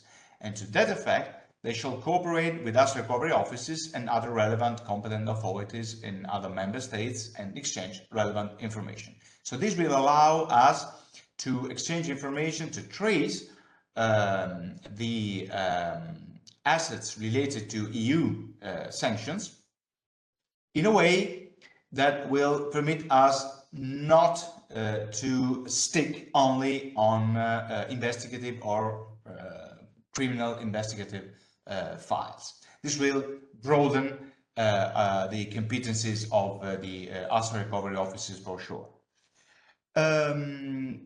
This has brought, if you can go on please with the slides, this has allowed us anyway to put on the desk several initiatives as Asset Recovery Office in cooperation with European institutions. You have already listened from Europol the creation of the Operation Oscar, stated in April 2022, where the main Europol agencies are cooperating to support financial investigations by the EU member states, not only in relation to the circumvention of EU-imposed trade and economic sanctions, but also targeting criminal assets owned by sanctioned individuals and legal entities. And this operation goes under the greater umbrella, so to say, of the Freeze and Seize Task Force, which has been set up by the European Commission in March 2022, quite immediately after the Russian aggression of Ukraine, which is, of course, the, again, strategic way Europe has given itself to support Ukraine after the Russian aggression. And there is also a parallel initiative, which is the REPO initiative, which goes under the umbrella of the G7 countries. So Italy cooperates with both, and of course the Asset Recovery Office works as point of contact for all what concerns the exchange of information at police level, law enforcement level. Going on, what I can provide to you in terms of fact and figures.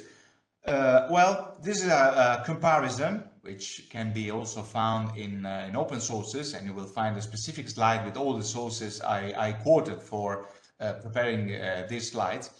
European level, after the invasion of Ukraine starting from February 2022, here we have the comparison between freezed or seized assets in terms of banking accounts, amounting at about 200 billion of euro, where in Italy we have found 341 million of euro.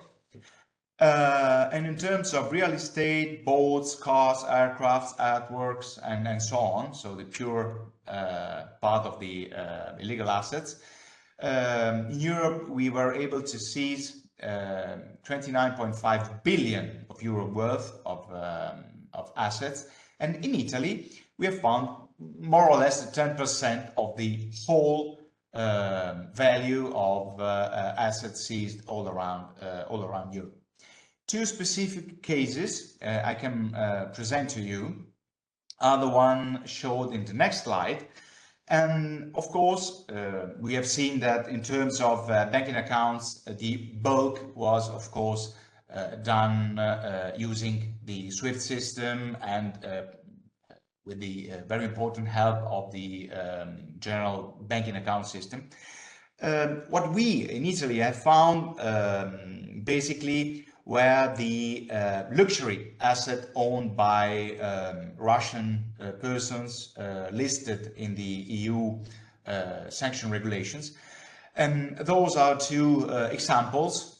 There are similar examples also in Spain, Germany, and France. In the main touristic ports or in places where the vessels could stay for a longer time, we were able to seize two luxury boats. The one was the very famous Sherazade, worth 700 million euro, and the Lady M, which was another leisure boat worth 70 million. The article you see on the left of the screen is quite self-celebrative because it's a title which says Italy's leading role in seizing oligarch assets. Well, thank you. It's probably too much. But we have to say that thanks to the Italian system I showed to you in the first slide, we were quite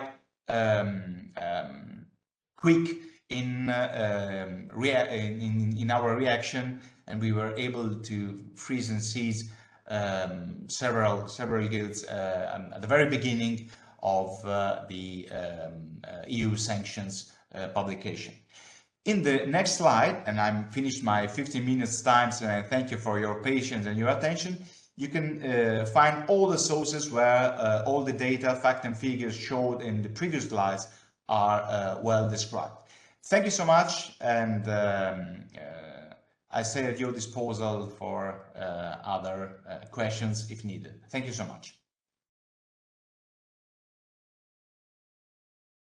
Thank you indeed, Mr. Ribaudo, for your exhaustive presentation. I know that you are time conscious as you have other commitments at the ministry level, so I cannot see from here if there are questions. Otherwise, I would leave the floor to... wait a second, I need to check. No? Yeah, so if there are no questions, obviously I guess that you are available to answer potential issues and questions via email, and I thank you again for your availability. I now move from Italy to the Baltics with a presentation by Karlis Limes of the Latvian Financial Intelligence Unit. Please, you can come to the floor. So, good afternoon, dear colleagues.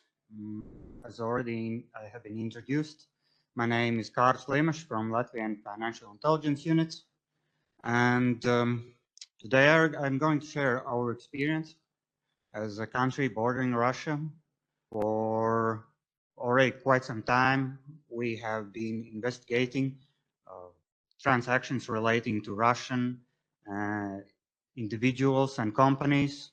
But during this period of time, the last decade, our attention has shifted from transactions relating to corruption, money flowing from Russia through Latvia.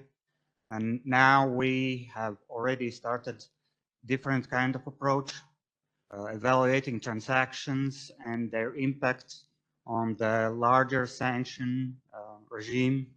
And today I'm going to share our experience, how our experience has made changes in our legal framework and in our role as Latvian FIU, and of the results, one of our cases that we have successfully brought to the finish line, if I may say so. And hopefully it will be useful for all of you.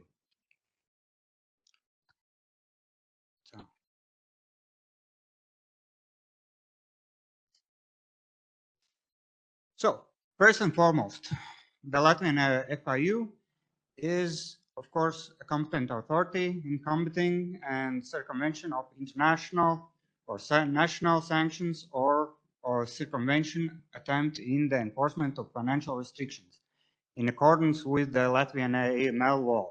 Basically, it means that our general role is to review suspicious transaction reports received, including but not limited to sanctions and other criminal offenses.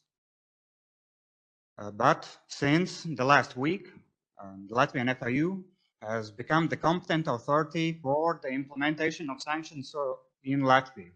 What does it mean? It means that our role and our tasks have dramatically increased. So currently, our tasks include also various aspects of sanction implementation, including decision-making on derogation, freezing of assets, issuing permits for transactions, organizing and conducting trainings, developing and publishing guidelines, and many other tasks. Latvian FIU has in fact increased by 20 people, so it's quite substantial increase from our baseline, from how large we were previously to currently much larger resource that we have acquired. Turning specifically regarding sanction violation, it is of course considered a criminal offense in Latvia, specifically violation of sanctions imposed by the UN, EU, and any other international organization, or sanctions imposed by the Republic of Latvia. Respectively, the subjects of the Latvian AML law are obliged to report these transactions or suspicions of sanction circumvention violation, so that Latvian FIU may take steps to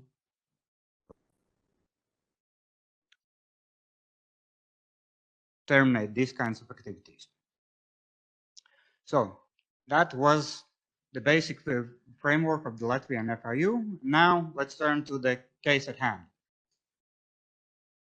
In this specific scenario, the Latvian FIU received information of a transaction where 100,000 euros were received by a Latvian company from a legal entity registered in Jordania. The invoice was issued for a luxury vehicle, and the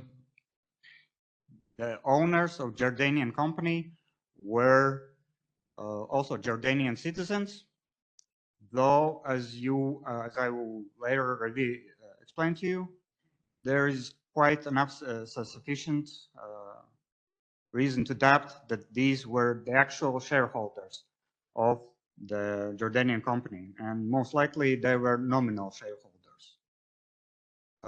This transaction was for, as I mentioned, luxury vehicle, which was supposed to be delivered to Kyrgyzstan. And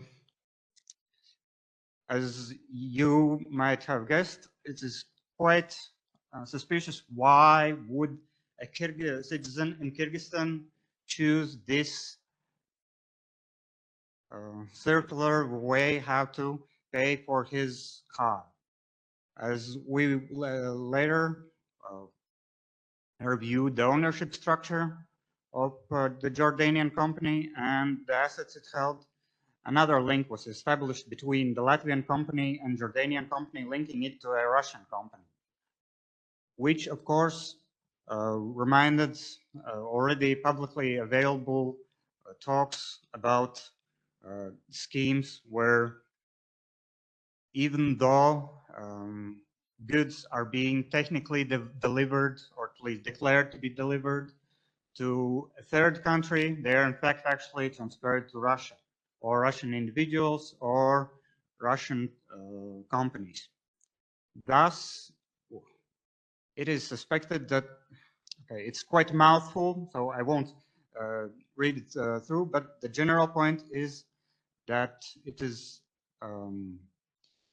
violation of sanctions against selling, supplying, transferring, or exporting directly or indirectly luxury goods as listed in the Annex 18 to any natural or legal person, entity, or body in Russia or for use of Russia. And specifically, vehicles exceeding value of 50,000 euros each. So what does a vehicle exceeding value of 50,000 euros look like? This is what it looks like. It's quite luxurious, even though I'm not a car person. So what were the indicators that we used to strengthen our opinion that this is in fact circumvention of sanctions and not just a very peculiar way how to pay for a car? So first and foremost, as mentioned before, the complicated structure for payments and ownership, which might be also a legitimate way how to pay for a car, but no party involved in this transaction was able to supply either explanations or supporting documents to prove why did they need to choose a third company not owned, at least not technically owned, by any of the parties involved. They could not provide no documents nor any other information. Another indicator, not a major one, but still a relevant one, transactions not related to the declared business activity of the Latvian company. The Latvian company had in fact declared its business activity in the bank, among other things, as wholesale of chemical goods, which is not directly linked to trade of Bentleys, but or perhaps it's new business type. But the strongest indicators were the last two ones: fictitious transaction supporting documents, as in discrepancies in documents and publicly available information, as it was possible to establish a link between the document provided by the bank, by the involved parties, and documents publicly listed as being lost. So here to do the documents, and well, you can find the differences here. Even the wrinkles in the documents are the same.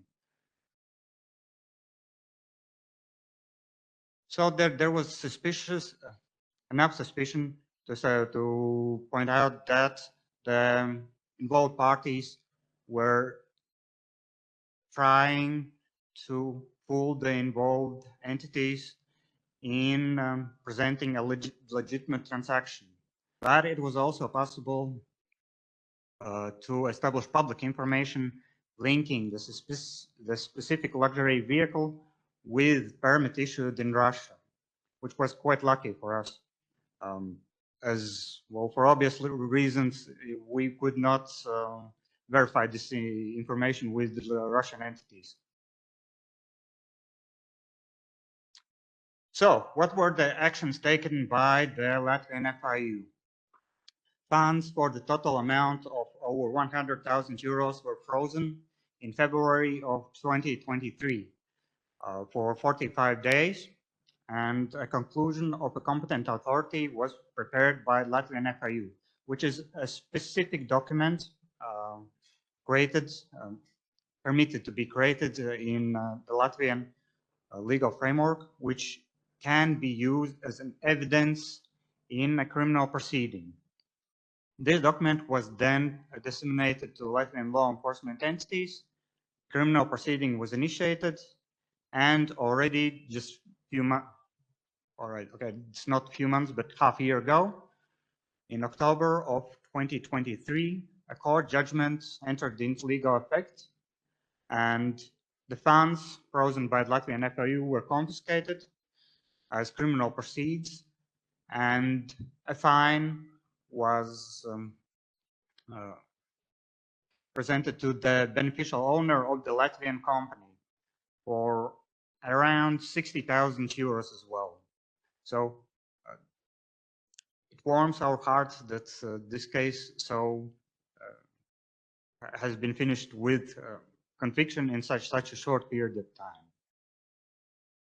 So this was a short introduction in our experience and our changes that we have experienced in this short period, the time since the sanction implementation have dramatically increased against Russia.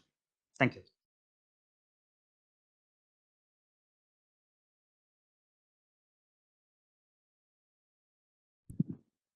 Thank you, Carlis, for your nice presentation. I would leave the floor now to Mr. Sergei Chanyutko from the Financial Crime Investigation Service of Lithuania, and then collect questions in case from the floor and from online to both of you. Thank you.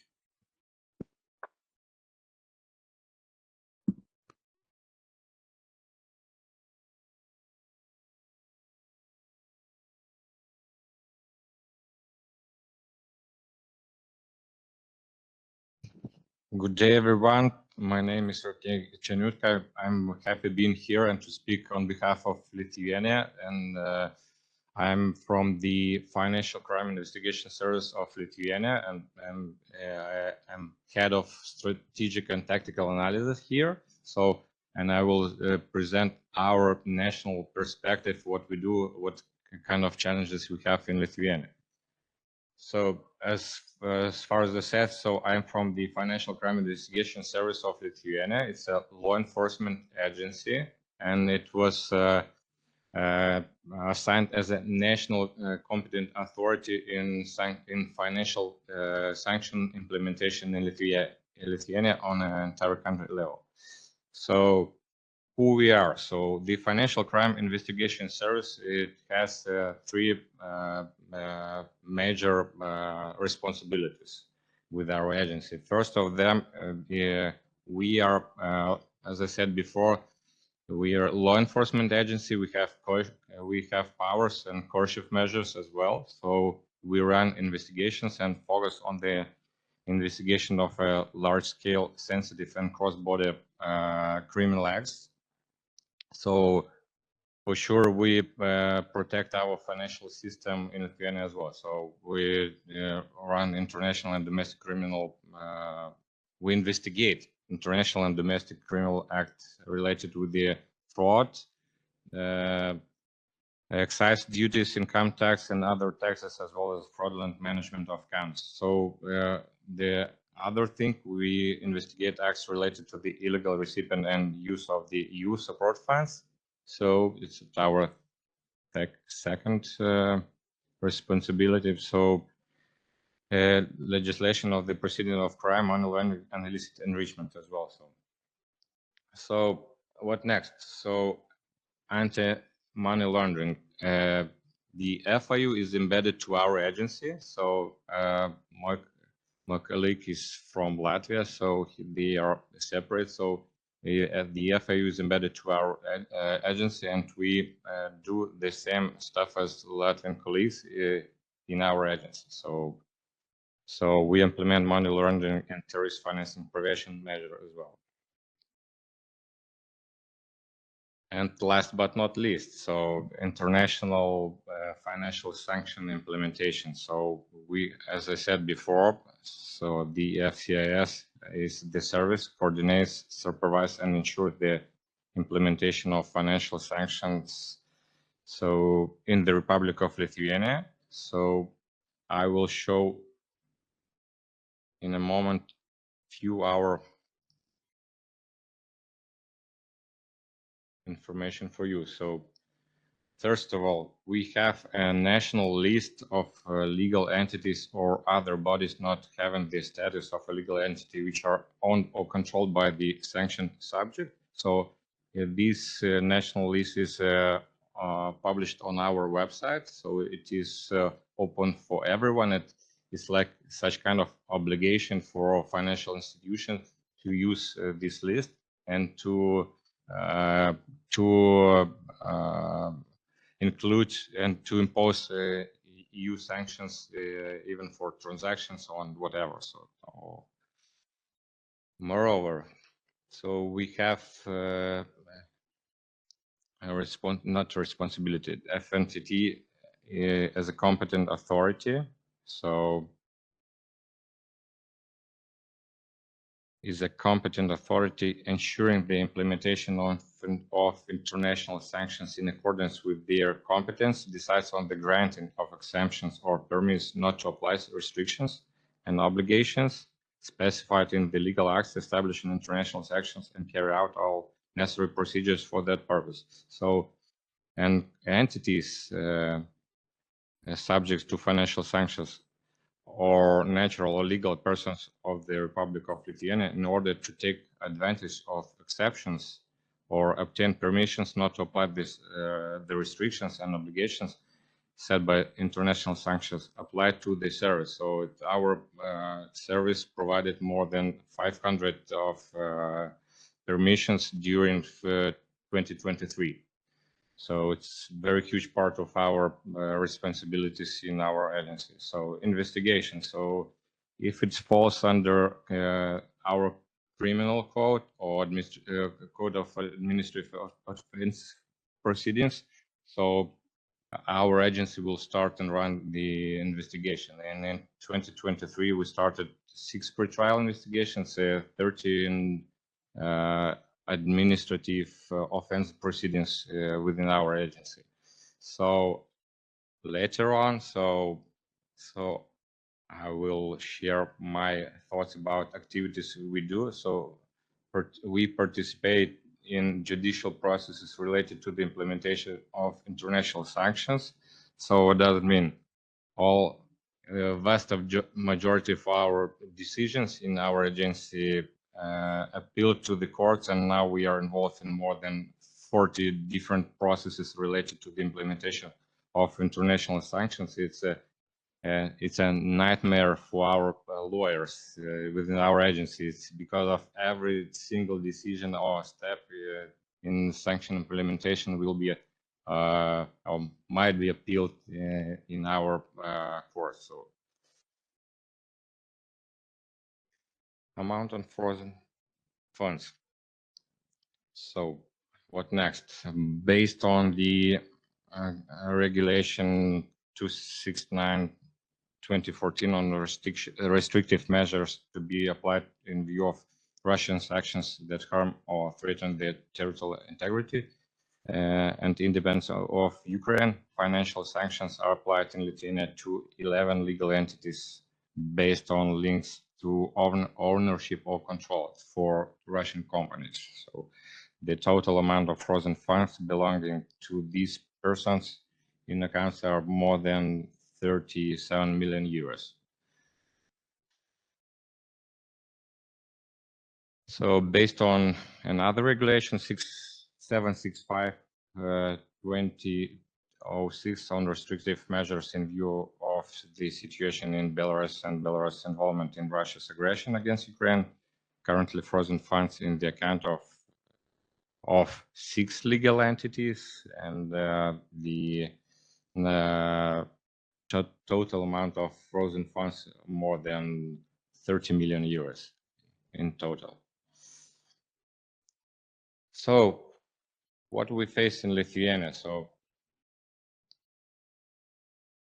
as Latvia, we have a border with Russia and Belarus as well. So Lithuania is like a getaway for logistics from the EU countries and from Lithuania in particular as well. So what we face in Lithuania that if any export starts in Europe, and for instance, if the final destination will be showed for us as, for instance, Kazakhstan, Kyrgyzstan, the United Arab Emirates, we faced that at the end. So we identified that all the goods are going to Russia, Belarus. So and those third party countries, they help to avoid and circumvent international sanctions. So as I said before, so we receive documents from the financial institutions that legal entities provide them, so that not all of the goods, so part of goods were delivered to Russia, so not to Kazakhstan or Kyrgyzstan. So a few words about mechanisms. So as I said before, so third country trade, a third country is used to discuss imports or exports to or from the Russian Federation or Belarus. Concealment of the final recipient of the goods, as I mentioned before, so on paper, so we see that the final destination is Kyrgyzstan, Kazakhstan, maybe Serbia or Europe or Turkey. So, but at the end, we have enough documents that all the goods were delivered to Russia. In order to avoid sanctions, entities pays in cash. So it's this modus operandi is used in Belarus. So, for instance, one of the major custom clearance companies in Belarus is Beltamosh Service, which is in the sanction list. So, however, our companies which involved in logistics, they pay in cash for these services in Belarus. The chain of supply involves companies that suddenly started operating, so nothing new. So if you want to deliver something to Russia, so a lot of new companies, newborn companies since 2022 as well. So we've faced the same. Manipulating data and forging documents. So yeah, so false documentation, creating false documentation to discuss the nature, origin, or destination of illicit transactions. It's our daily routine. So we see that. I don't want to say in every single analysis. So in majority of our cases, we face that companies either provide documents with the manipulated data, or they don't want to provide any documents to the financial institution or to our agency. Because of that, they will disclose that they they involve in violations. Companies began to engage in activities that are not characteristic of those companies. For instance, we have situations that yesterday they were like a flower sellers. Today they export heavy trucks to Kyrgyzstan or Kazakhstan. So we see that they change if it is possible to do bad things, they do so. Moreover, so what we faced more, so unusual payment methods. So our financial institutions, they forbid to have a business or to make transactions and to pay to Russian companies via Russian banks. So it is forbidden in Lithuania. So they do on a more complex way via in other countries. Frequent changes in shipping routes. So it's the same as I said before. So the first, for instance, they start their export to Kyrgyzstan, Kazakhstan, and Turkey. So at the end, we see that the final destination is Russia. What else? Concealment of beneficial ownership. We see that the establishing ownership of assets or companies in the name of a person who has no real control of or beneficial interest, known as a strawman, by using multiple layers of corporations, the true owners can hide their identities and involvement. So in this case, so as far as you see, so our Lithuanian company is owned by the designated person via chain of different companies. Use of nominees, directors, and shareholders as well. So nominee directors and shareholders can be appointed to act on behalf of the true owners, further complicating the task of establishing who is ultimately responsible for the entity's activities. Complex ownership and control structures. So often involve layers of companies, trusts, and other legal entities across multiple jurisdictions, and this makes us difficult to identify the true owners of or beneficiaries of assets. And divest in investment to reduce ownership. So we have a couple of examples where they try to avoid sanctions, and individuals may divest investments to ensure ownership stakes are below 50%. So threshold or relinquish previous controlling stakes. And few additional things I would like to mention. So we faced professional enablers like lawyers, accountants. They try to help to avoid to circumvent sanctions for them, and then shell companies for sure. So this is all from me. So thank you very much.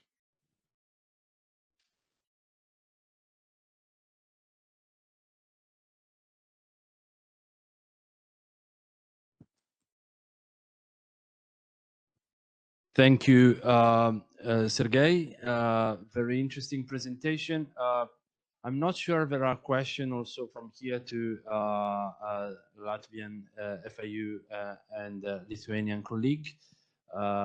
Otherwise, I have a question,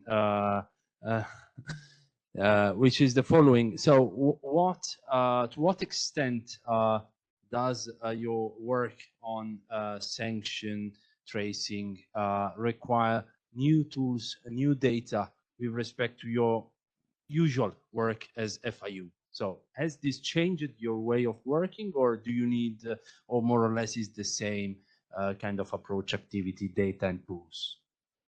If you want to answer, please do it the microphone so as we.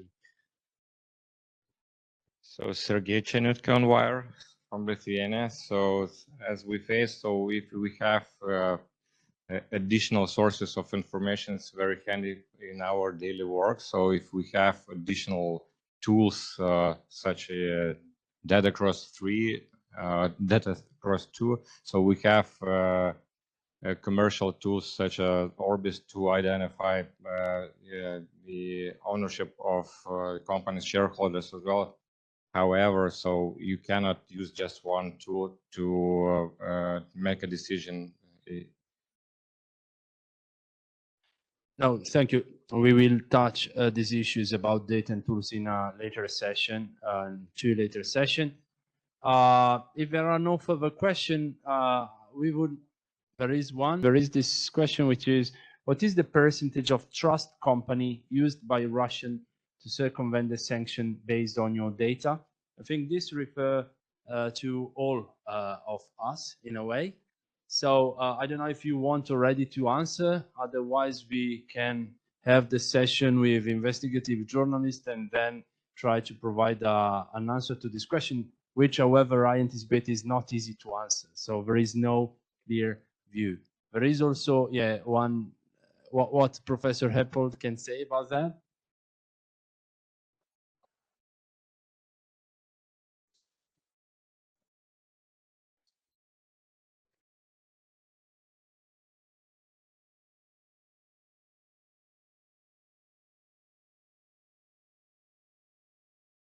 So I, because from online they could not hear you, but Professor Apple said, we do not have an answer, but given the amount of intermediary jurisdiction employed and among them the British Virgin Islands, where it is very easy to establish a trust, we can hypothesize the use of trust is pretty high.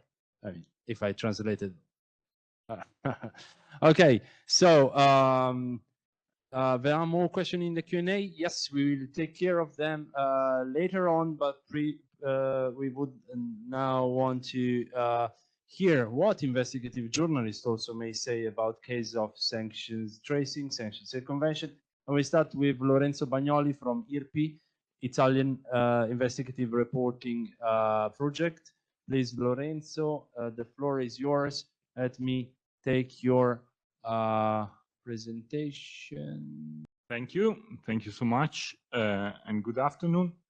So I will try to explain what we have done in this month of working on sanction and what were the main avenue of investigation that we tried to follow. So among the questions that we wonder, in order to orientate our investigation, there were some like, what does circumvention evasion mean? And was one of the hardest actually, especially for some cases. Who is helping evading the sanction, and are the business still run as usual? And in some cases we saw, for example, Italian companies keep working with their Russian counterpart or the Russian associate as usual. I mean, like anything happens. And for example, this happened with the arms company Beretta. And what is the role of companies like trust charters, management companies, and financial institutions like banks, accountant, and insurance companies in implementing evading sanction?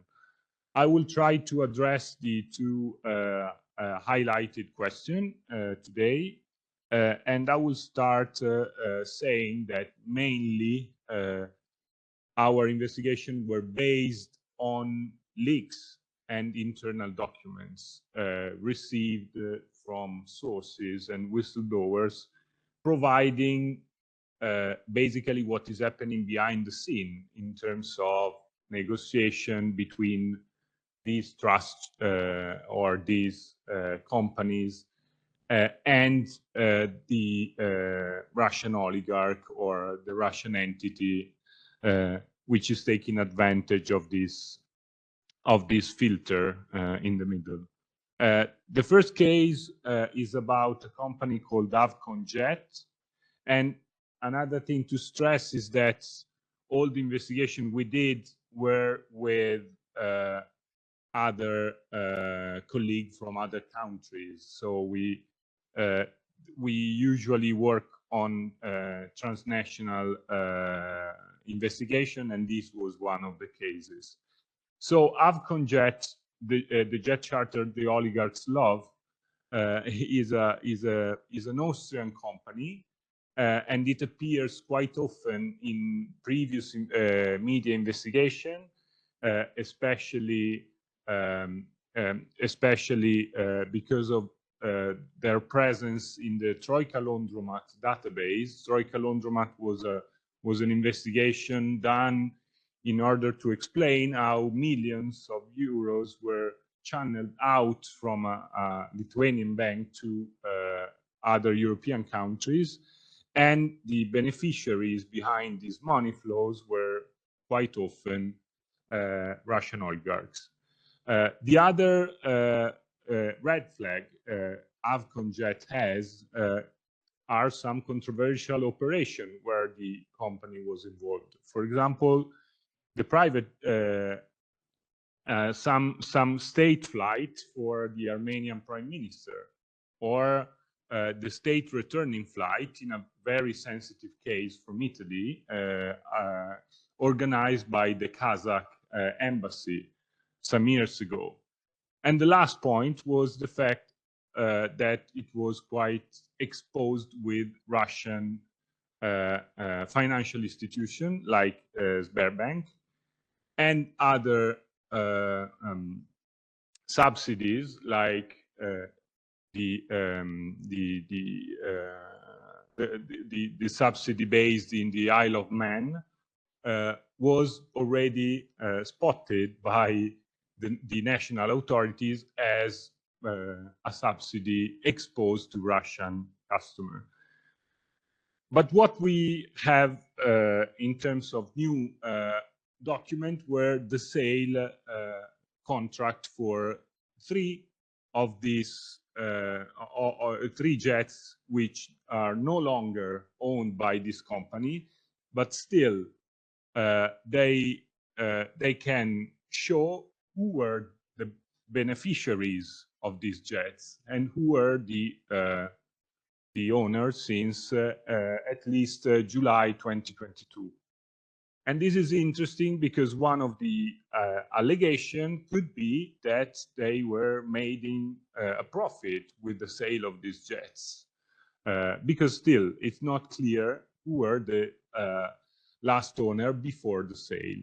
So in one case, this Embraer Legacy 600 was interesting because in 2021 was used by the Chancellor Kurz from Austria for a state visit to Tel Aviv. And in that case, the Chancellery replied to media reporting this piece of news that it was normal standard procedure to book individual flights through companies like Avconjet.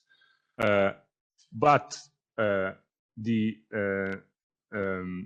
real owner behind that specific jet was Dmytro Firtash, which was already a sanctioned individual. How did we prove that? Because despite the fact that the official owner was Raiffeisen Aircraft Financial GmbH, we had a contract between a holding company run by Dmytro Firtash and Avconjet. And there was also another leasing contract between the entity controlled by Dmytro Firtash and for the engines of that specific jet. So there was many internal documents pointing to Dmytro Firtash as the real owner.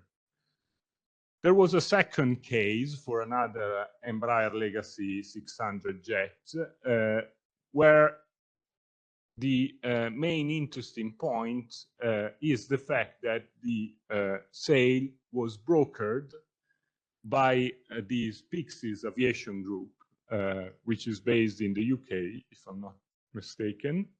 And the interesting fact is that the final acquisition of these jets was actually lower than what was foreseen by another contract that we saw. And it was 2 years older than the actual sale.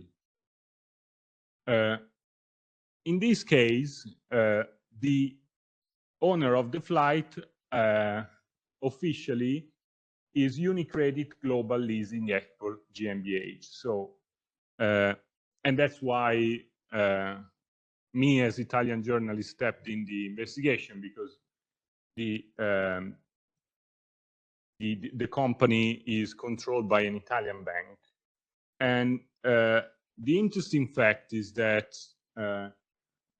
already in 2016, which is the date of this sale, the ultimate beneficial owner of the jets was Konstantin Grigorishin, who was already sanctioned.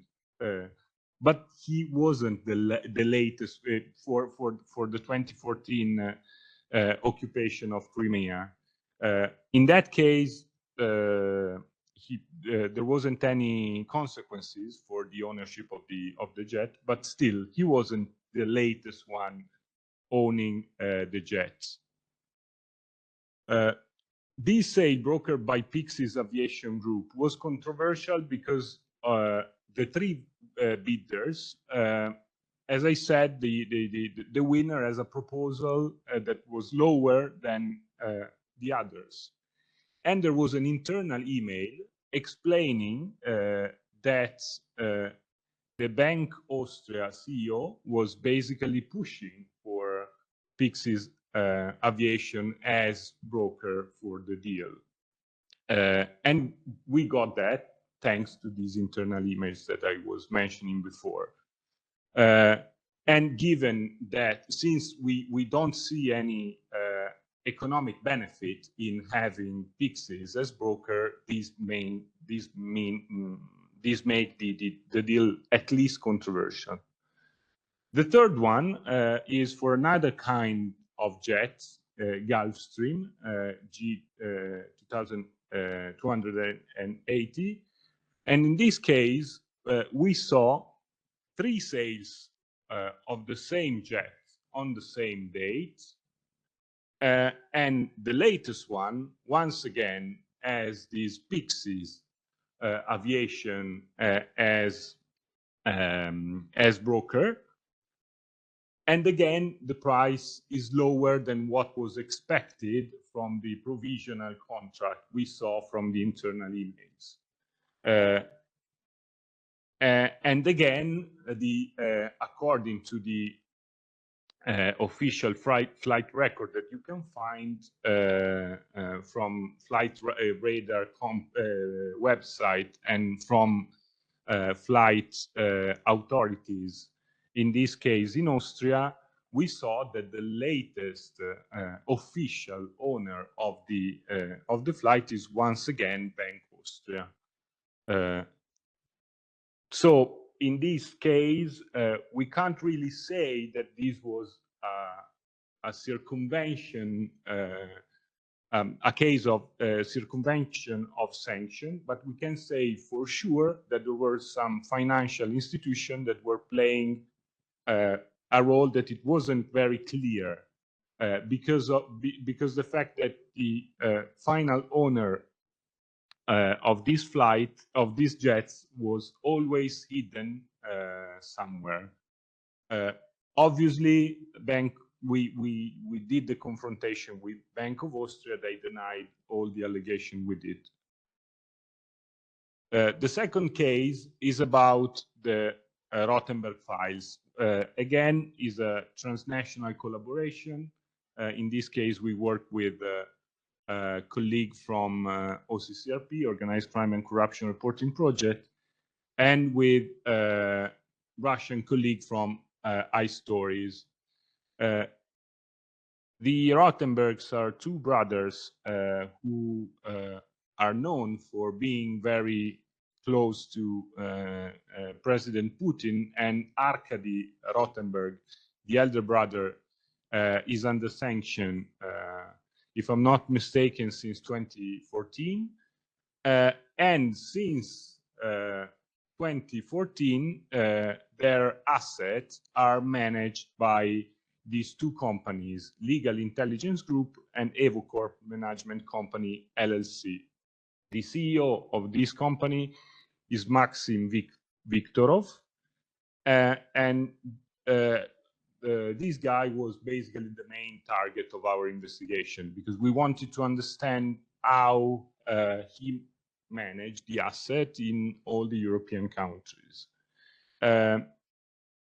Since 2013, there is quite a vast web of companies and proxies that can be associated with these two, Maxim Viktorov and his entities. Particularly in Italy, the go-to guy for managing the Rothenberg's asset was Vitaly Komyakov. These are two villas that we were able to establish that were owned by anonymous companies based in Cyprus, both of them, but they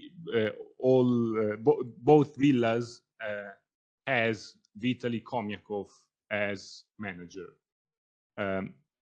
who is, by the way, a former rental with driver employee, so he didn't even come from the accountancy world or something like that. So what is interesting in this case is the fact that internal emails between can show that there were contrast with the Rothenberg and their Italian manager since 2015, and this contrast ended up in a civil lawsuit, which is still ongoing, and which was one of the source for our investigation, because we can get some information about the latest beneficial owner of some of these companies through those records. But what is interesting for this training is the fact that it was not very hard to establish which was the company managing the asset in Italy. It was this Aurora 31 SRL incorporated in 2002, and that was the only moment when you can find the Rothenberg name in the list of the shareholders. After 2004, they were always controlled by Cypriot companies, and in the latest phase in 2018, they have another proxy, so not the Russian citizen that we mentioned before, Komyakov, but another one. How did we establish that there was still a control by the Rothenberg of this Italian company and all the assets controlled by this Italian company? First of all, because we found loans from Cyprus to this company.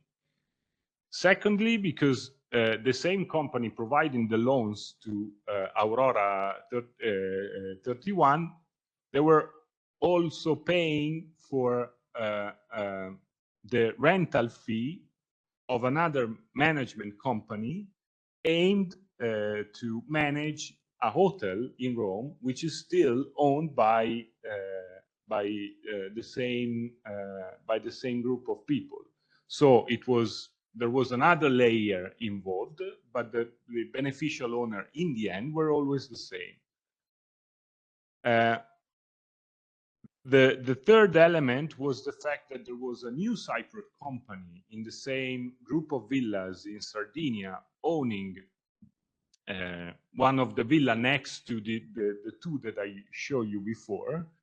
And these company are managed by the same Cypriot companies that are paying for the loans to Aurora 31. So again, the same anonymous company in Cyprus are involved in the management of the asset in Sardinia. as I said, there is a new trustee since 2018, but still the infrastructure, I would say, is always the same. What is interesting in the Rothenberg case is that we can see in a very long period of time, starting from 2014, how the family started thinking about way to manage their assets. It changed quite a lot, and they used family members who are not under sanction yet as face front for as beneficial owner of some of these companies. As far as I know, at least the two villas that I showed before are not frozen yet, despite these the fact that these Cypriot companies is quite clear that they're controlled and they have as ultimate beneficial owner the the Rothenberg family. That's it, and thank you.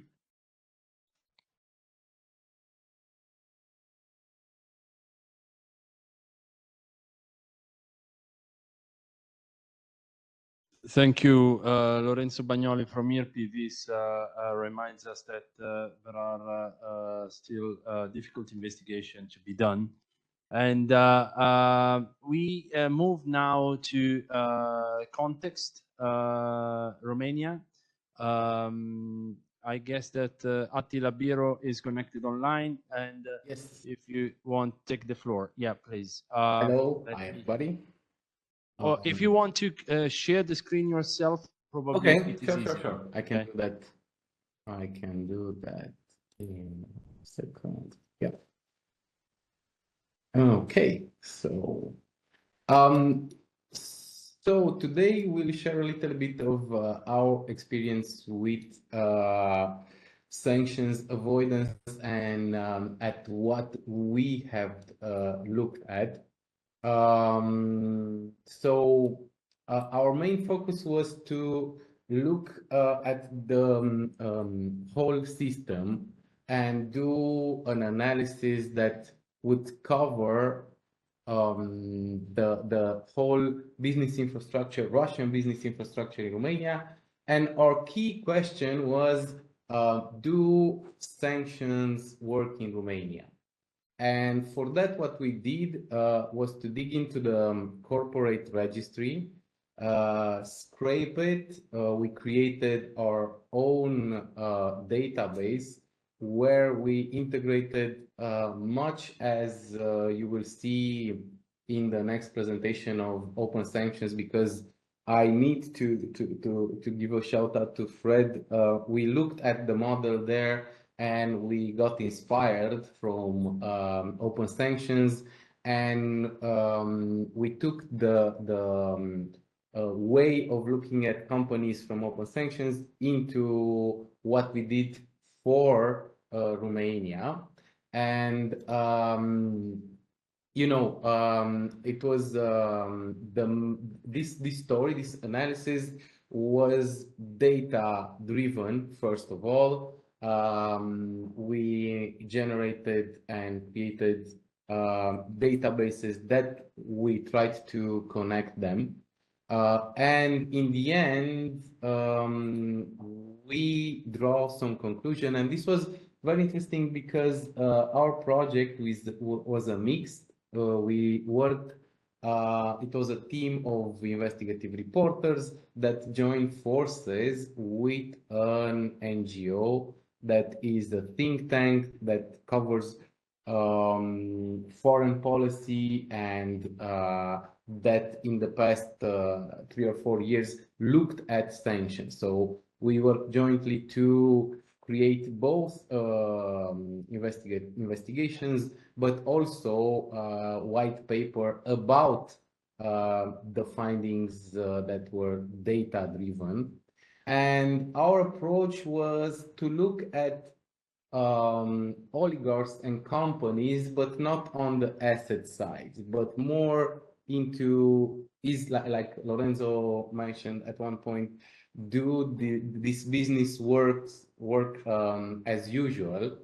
And what we found out was that there are oligarchs that have different degrees of sanctions that have and control businesses in Romania that generate a lot of profits.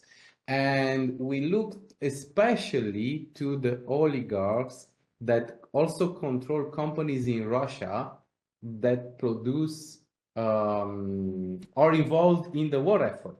So this was the focus of our investigations, to look at those specific people who, you know, produce metal, deliver different components for the Russian army, and while using complex structures or offshores to obfuscate, they are still generate profits in Romania, and they escape the oversight or any type of sanctions. So one of the guys that we looked at was Mr. Andrei Kosogov. So he's, you know, the king of vitamins in Romania, owns this huge conglomerate, Sunways Pharma. In Romania is the biggest company that is selling vitamins. So also his company is involved in the Russian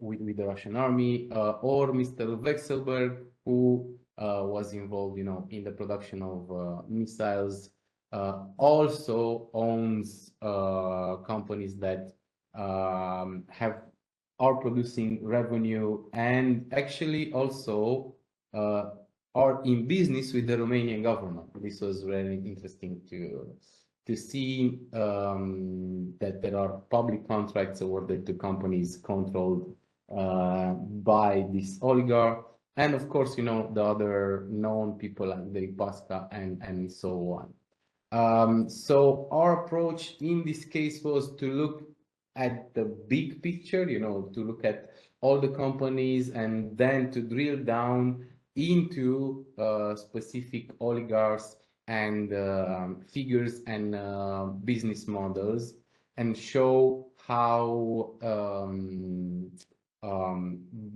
you know, they work even though they are on different type of sanctions list. And the conclusion was that Romania can be, you know, perceived as a safe haven for Russians and Russian businesses, because one of the issue that we found out, and it was pretty shocking, is that when you look at the beneficial owner of a company, so in Romania there's a registry. Everybody needs to, you know, to publish. The companies need to sign that UBO declaration, but there is nobody to check those. And this was actually acknowledged by the Romanian state. So there's nobody to check them.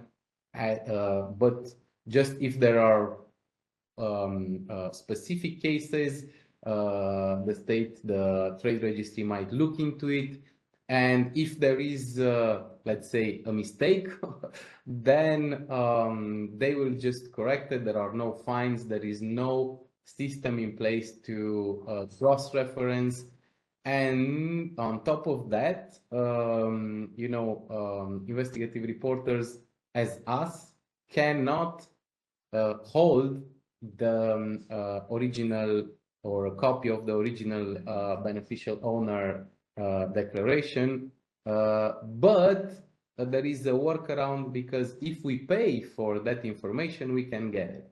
And in many cases, we did pay for that information and we got it, and we managed to integrate it in our databases and find out and track the beneficial owners that are, you know, linked to the Russian efforts. So this is basically, in short, our case studies. As mentioned, we did not look into specific assets, but more at the big picture, and then to oligarchs that are working, you know, in the war effort. Thank you. Thank you indeed, Attila. I think you reminded us the need and importance of combining different data, different tools, different registries. In this area, there is no one single registry or one single database which satisfies all the needs that investigators have, either from the public or the civil society. And this is exactly the topic of the next session and last session. But before doing that, we have a coffee break. We are 5 minutes late, so I suggest we can reconvene here at 4:45 and stay tuned so as we can continue our discussion. Thank you. So welcome back to those online, and here we can resume the meeting. And this last session is entitled Data and Tools, and has the objective to provide an overview of the data and the tools which can be employed for the purpose of tracing assets related to sanctioned entities, and in general the tools which can be used to tracing control ownership of assets, whether maybe firms, real estate, vessels, or other type of assets. So the first in order to speak is Friedrich Lindenberg from Open Sanction, whom I thanks for being here. Friedrich, the floor is yours. If you want and can share the screen yourself, it would be better. Otherwise, I can move the slides for you. Thank you. Let me try and do this. So good afternoon, everybody. Thank you so much to all the KLEPTOTRACE partners for having me here. And let me talk a little bit about sanctions tracking from a technical perspective. If you can't see my slides yet, then please let me know, but I'm assuming you can. I want to talk a little bit about Open Sanctions. Open Sanctions is an organization that was founded in the middle of 2021, and that creates a global watch list. What is particular about us is that Open Sanctions is completely free for non-commercial use for journalists, activists, and academic researchers. But we also sustain ourselves as a small company through data subscriptions that we provide to commercial reusers. We provide data that is aligned into a common data structure. Attila previously already mentioned that we have sort of a model of how anti-corruption works as a world. We spend a lot of time trying to integrate data from different lists into coherent profiles, so that if you have 23 sources, for example, of information talking about Vladimir Putin, then that is one entity, one profile that has all of the information combined. And we also try to provide a really rich network of relationships between people and people, companies and people and companies, of course. And what we try to do is to keep everything that we do incredibly transparent, so that you can see for every assertion that we make, what data source it comes from, and when it was last seen, how it was extracted, etc. Open Sanctions is in part based on OCCRP's Aleph system, and similar to that, it is entirely an open source software. So that means that if you want to run parts of it, or you want to add new components, that's easily possible.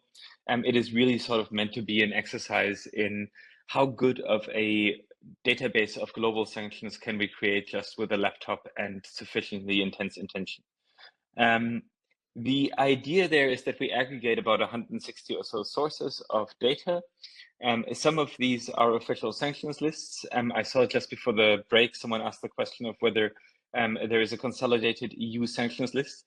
that turns out to be a much more kind of involved effort than it first looks like. Obviously, some member states still have autonomous regimes, but even the European Union's consolidated sanctions list is not consolidated. And so we try and do a lot of the work of bringing together and researching what sources are relevant.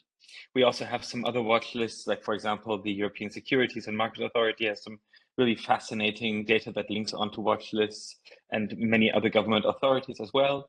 We also try to bring in persons of interest databases that are created by civil society, in particular by investigative journalists. And what is interesting about that is that they often have that information about secondary targets, whether they're subsidiaries that aren't in the official list, or whether they are family members that are often used, as we've just heard, to be proxies that then get used to actually hold assets and control them. We also do some work in bringing together information about politically exposed people, and have developed a methodology for doing that so that we can track people that are in public office or that have left public office recently and see who those people are, often using asset registries and asset declarations of public officials in different countries as a sort of source for who is holding what office at what time. And we bring in a lot of reference data. For example, information from SWIFT about what banks exist in the world, or from the Global Legal Entity Identifier Foundation with regards to all the companies that have been assigned legal entity identifiers. That often applies to larger industrial companies that have become targets to sanctions during the Russian war in Ukraine.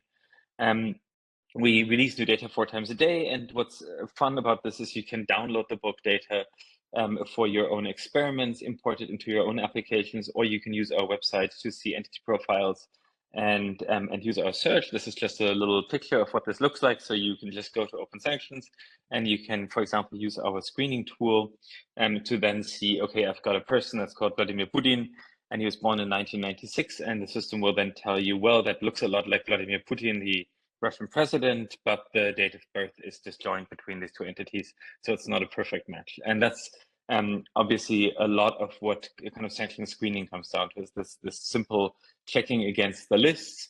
Is this entity on the list, or is it not on the list? But of course, these lists are only a fragment of the cosmos that we really want to investigate, and they're not the really interesting bits, right? So, for example, the EU's consolidated list at the moment has around 6,000 targets. And these are people who are key members of the Russian elite, of the Russian government. These are members who are key politicians and kleptocrats in other countries. And so they will rarely try to send transactions via TransferWise in order to make a little payment for an Airbnb in Milano. And so that's not a realistic assessment of how this needs to be done. What we need to do is we need to plot out the adjacent networks, as it was just demonstrated by the 2 journalists who presented before me. And that's where subsidiaries and assets and family members, etc., also come in. Obviously, there are, as we see over and over again in this reporting, plenty of companies all over Europe, but in particular in some of the remaining secrecy jurisdictions that are being used and are linked directly or indirectly to sanctioned entities. Now, who are they, right? There was a good time somewhere between the passing of the 5th AML directive in the European Union and in November of 2022, where we are all going to know the answer to that question, thanks to the beneficial ownership regime that was intended to be put into place. And we learned some of those answers even, for example, through the release or through the acquisition of the Luxembourg beneficial ownership registry in 2021 or 2020. But that obviously has been shut down due to privacy concerns that were voiced by the European Court of Justice in November of 2022. So now we're kind of left in this weird netherworld where we want to know who are the adjacent entities of sanctioned companies and sanctioned persons. But we have been sort of bereft of one of the key tools for that search. One of the things that we do on a more technical level in open sanctions that kind of plays into this debate is what we call data enrichment. So if you can imagine, we have 6,000 people maybe on the EU consolidated list. What we do is we turn each of these entities into a query against a bunch of different databases that we can access and try to find, are there any corresponding entities on that? So for example, we query obviously the ICIJ offshore leaks, we query the Russian tax register of companies, the IGWIL database, and we do a similar thing for those European registries that are available in bulk format, where we can actually run those queries in a useful way. And we also do it with some complementary information sources, like, for example, opencorporates.com and Wikidata. Wikidata is particularly helpful with regards to information about persons of interest and details about, for example, identifying information about Russian politicians. But then we also do the same process with the GLIFE database that I've mentioned before of companies that have legal entity identifiers, with ESMA databases that are dealing with what financial instruments are linked to what sanctioned companies and entities. And we use that basically as a way of recursively enhancing the database that we have, right? So we generate candidate matches from these public data sources. We then manually review them to see, are they good matches? Are those really the same company that are on a sanctions list or that are already identified as being linked to sanctions lists? And if we accept them into our corpus, then they become a part of the next version of the Open Sanctions database, which then also means they become queries against those databases over and over again, right? So you have these scenarios where we have a sanctioned entity that is on the GLIFE database, and then we get some connectivity of subsidiaries via the GLIFE database, and then we find those GLIFE listed entities in the offshore leaks database, and then that it takes us another step and another step and another step. And of course, you can imagine that this process, it requires some degree of bulk data access, right? It requires at least the ability to search, not just for a company name and see the beneficial owners or the shareholders of that company, but also to do the inverse search, to be able to say, here is a person or here is a company, are they a shareholder of any other company? And that, of course, shuts down already with the current access regime in the European Union. And it's not likely to look any better very soon, in particular because what we're doing obviously falls into this odd niche where what we're doing is extremely open. And so we are uncertain as to where we fall within the planned legitimate access regime of the 6th Anti-Money Laundering Directive, right? Is acquiring information on sanctioned entities and their associated entities a legitimate access? Can we then publish that information online, or is that information still confidential? This is just like a little view into the engine room. This is what the verification step actually looks like. So you can see we have a company here that is in the GLIFE database, the Bank of Valletta, and we then find it in the offshore leaks database. And there's an analyst kind of doing that process over and over again of verifying that this is a good match between these two databases, and that the graph context, the adjacent entities that are in the offshore leaks should become part of the overall Open Sanctions data set. What I wanted to go a little bit higher in terms of analysis here is this question of sanctions ownership links, right? So we're all agreed that we need that information, that like the information that is on the official sanctions list is essentially a work request to regulated entities to find out who's sanctioned. They're not in themselves sufficient evidence, but really very few entities have the capacity to do that investigative work, right? You have people like Otter and other investigative journalists who kind of do it for kind of spot checks. But the systematic analysis of this can only be done at the moment by big corporates like Dow Jones, Moody's, or Caron, who are then selling that as a product to banks. The problem with that is that the provenance of where they get that data is often extremely unclear, right? So if I, as a small European business, ask the Cypriot Companies Registry if I can have shareholder information for all sanctioned companies, they say that that's not possible, yet somehow that information exists in Moody's. And so the question is, how did they get that? If not by legal means, if not by obvious means. And so that is sort of a weird aspect, because then obviously European law enforcement also does not have an idea of who's really on the sanctions list in that transitive sense. And so they just buy these corporate data brokers products to basically circumvent the underlying cooperation challenge where European governments would need to coordinate with each other the knowledge about what entities are sanctioned. Obviously, journalists and anti-corruption activists are entirely priced out of that, as are a surprising amount of financial services businesses too, right? So we have this kind of two-class sanctions compliance that emerges from that, one where a lot of companies that are supposed to be regulated, that are supposed to do sanctions checks, just check against the list. They do this kind of very high-level check of like, has Arkady Rotenberg hired an Airbnb in Milan? And very few financial organizations actually have the means to buy the research-based data from Caron and get into that kind of more transitive ownership analysis. And that obviously poses a significant challenge to sanctions enforcement, right? Because we're sort of doing it in theory, but we're not doing it in practice. So I want to make a recommendation, which is that I think that any information that is about a sanctions-linked company it should be any beneficial ownership information or directorship information should be published as open data by European governments.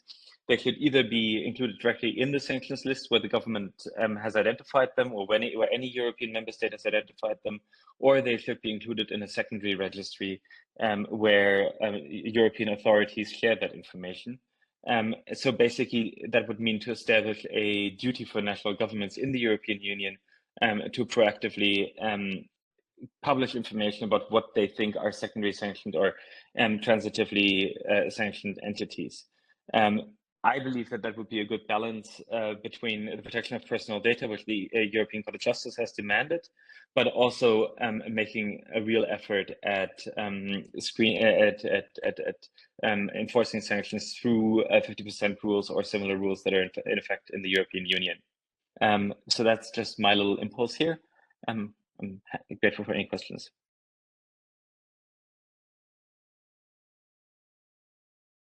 Thank you, Friedrich, for this interesting perspective, which brings to the next session with Antonio Bosisio from Transcrime on data and tools on asset control and ownership. I think we will have the chance in the Q&A session after to discuss some of the points that you raised.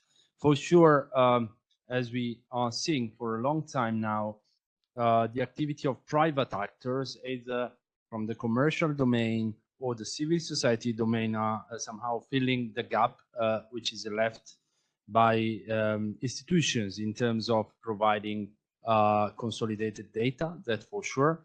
But also, let me stress one thing, that even the existence of a registry is not enough for doing any type of due diligence and investigation.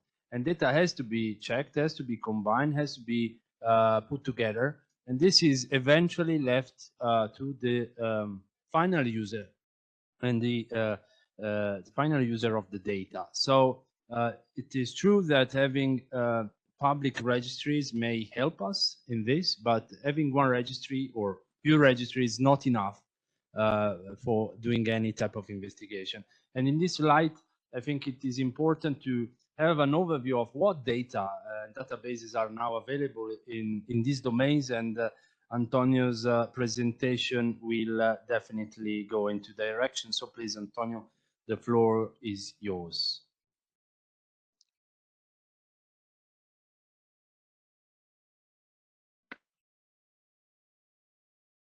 Thanks, Michele. So in this session, I will briefly, so we have seen what type of controls have to be done for tracing sanctions, how to assess ownership and control, while I think we get some technical support and sharing the slides.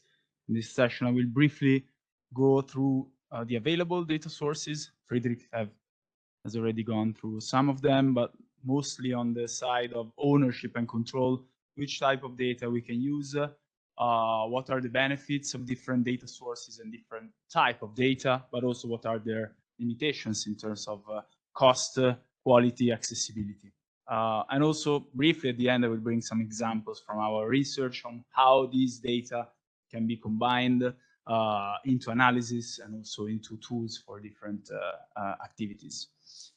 So first of all, I think it is relevant to stress a trend that is observed in the domain of data regarding ownership and control. So the landscape around ownership is becoming more complex with more transnational links, more complex ownership structure. The topology of these ownership and control structures is getting more complex, more complicated, but also data is getting more rich and more easily available and accessible.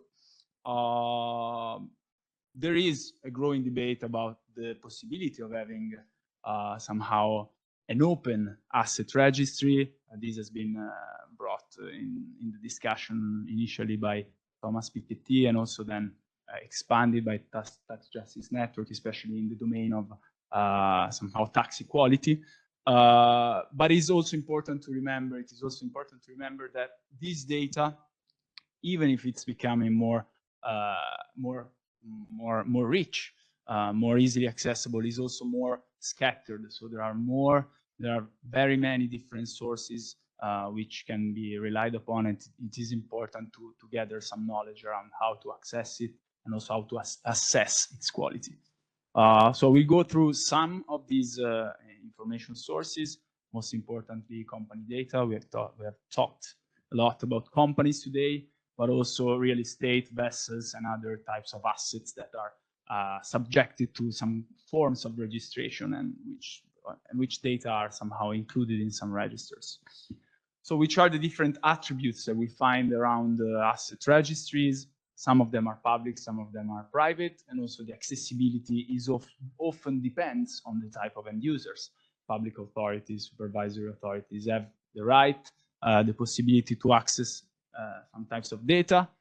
Members of the general public also have different types of rights to access data, also based on their legal basis. So why they are asking to access different data sources. Of course, the cost is a topic. Friedrich has introduced it, and also Michele talked about this, but also the coverage. So most of the data sources are national, and as said, some of the private provider are basically filling this gap to provide, in some case, transnational coverage of data. So as regards company information, these are the main three sources that we face. So company registers, BO registers, and then data sets by private data providers. Some of the information that we find in these repositories are related to, first of all, the company's characteristics.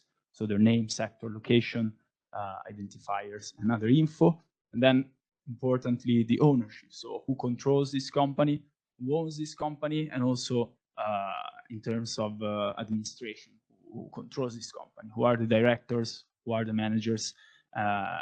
Often we can find the current but also historical information. And then, of course, in many registers, we find information also on financials, which is quite important in many instances.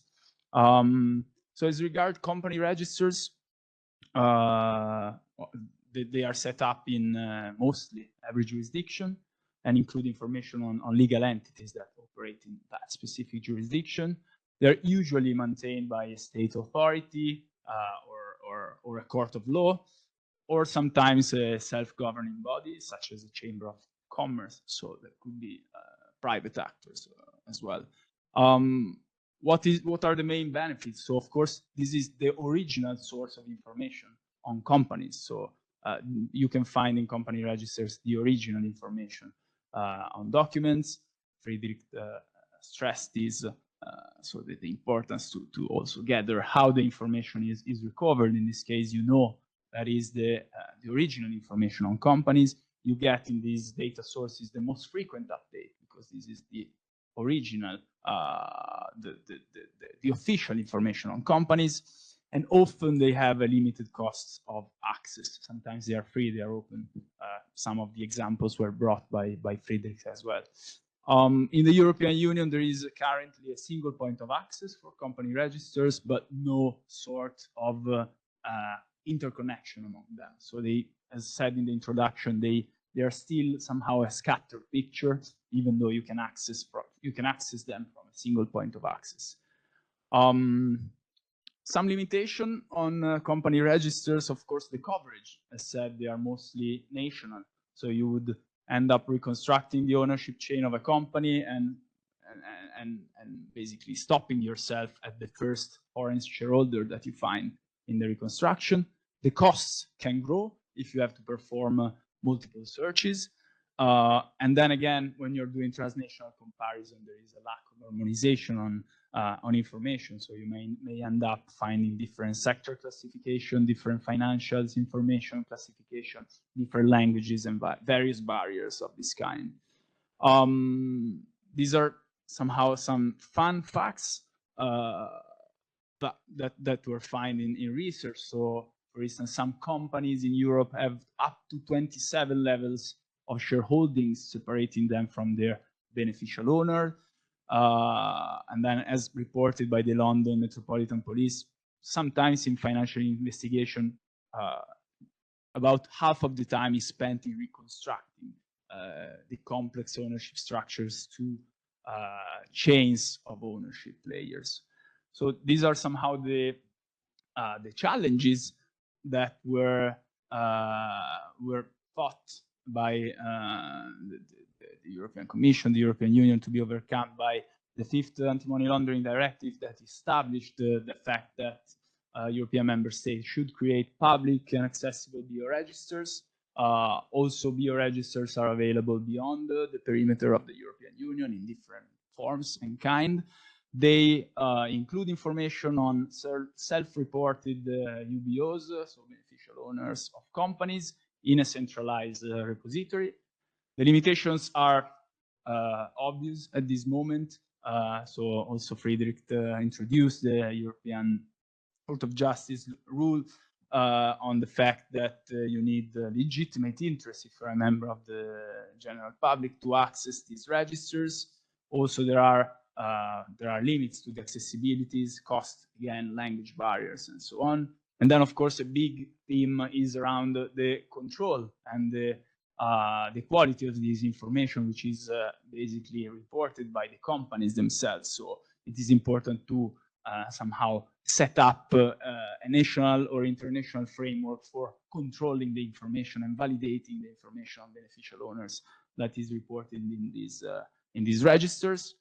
And then again, no complete information on the ownership chain is disclosed, so you would know only the terminal nodes without all the chain, which often, even assuming that the final information is correct, often all the central steps are also quite important in an investigation. So this is quite quickly a picture from a Transparency International study on how the landscape around beneficial ownership registries around Europe changed after the European Court of Justice.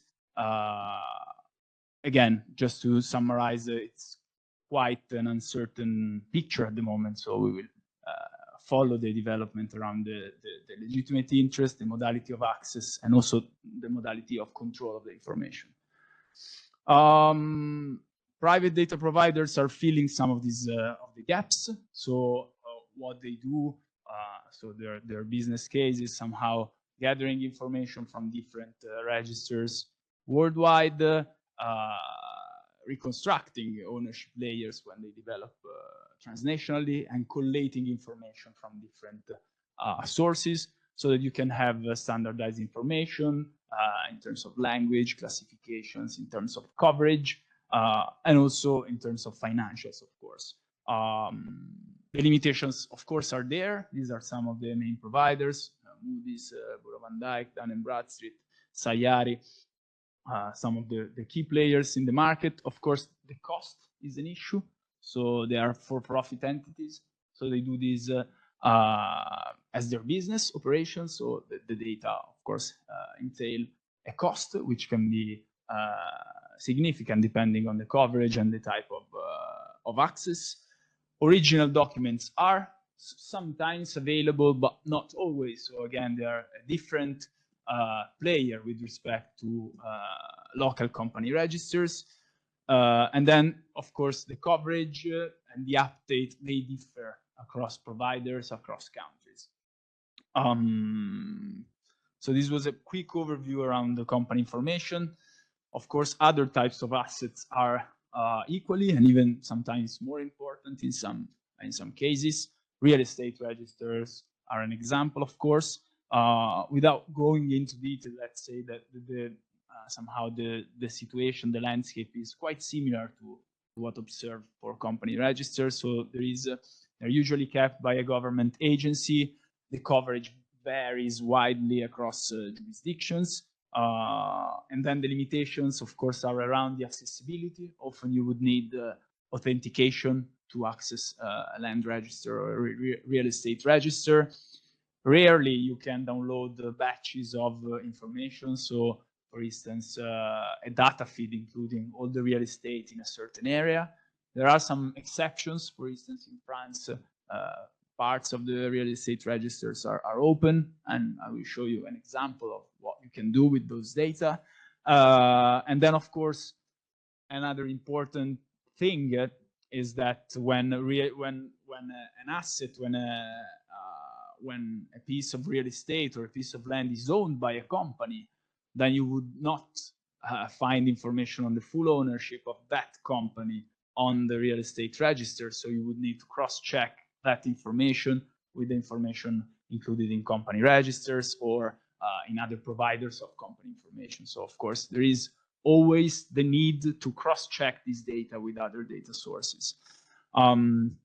Vessels, of course, we have talked about these. They are quite important assets, especially in the last few years. This is a result from 2023. Most vessels that do not have an IMO number, so they are not part of this database of vessels registered by the International Maritime Organization, have also showed connections to sanctions. They have showed abnormal behavior like switching on and off AIS signals or carried out ship-to-ship transfers. So it is definitely a priority to identify vessels, to map their behavior, but also to assess their ownership. This can be done partially looking at national registers. Of course, these are goods that can move around the globe. And so there is the possibility, of course, to register them basically everywhere. And this raised the topic of flags of convenience countries where vessels can be registered without certain transparency requirements being filled. So with basically less information required on ownership, on the crew. And of course, this is basically causing some of the issues that I showed before. Again, private providers are filling some of these gaps. And I think in this case, it is also quite relevant because merging different data, you can also assess not only the ownership of vessels, but also their behavior. So there are private providers that would map where vessels are moving, what are their behaviors, and also their ownership. Other assets data. So of course there are a few other data sources, but of course we cannot go too much in depth in these 20 minutes. So we have bank account registers. Of course, this is a very scattered pictures and with strong, maybe some of the strongest limitations in terms of accessibility. These are basically available to national supervisory authority. Although there are situations like the CBAR, the centralized bank account register, that is somehow aiming at keeping a centralized register on IBAN, account holders, beneficial owners, and information around the bank account, around bank accounts. Vehicles and aircraft. So Lorenzo has thought about these types of assets for which similar considerations than what have been said to vessels apply. There are asset declarations registers. Friedrich talked about these. They're public in some countries. I think an interesting thing, as we also do in Open Sanctions, is linking some of this information to other data sources, also to assess the consistency and the reliability of these data that are by definition self-reported. So somehow needs to be checked for their validity.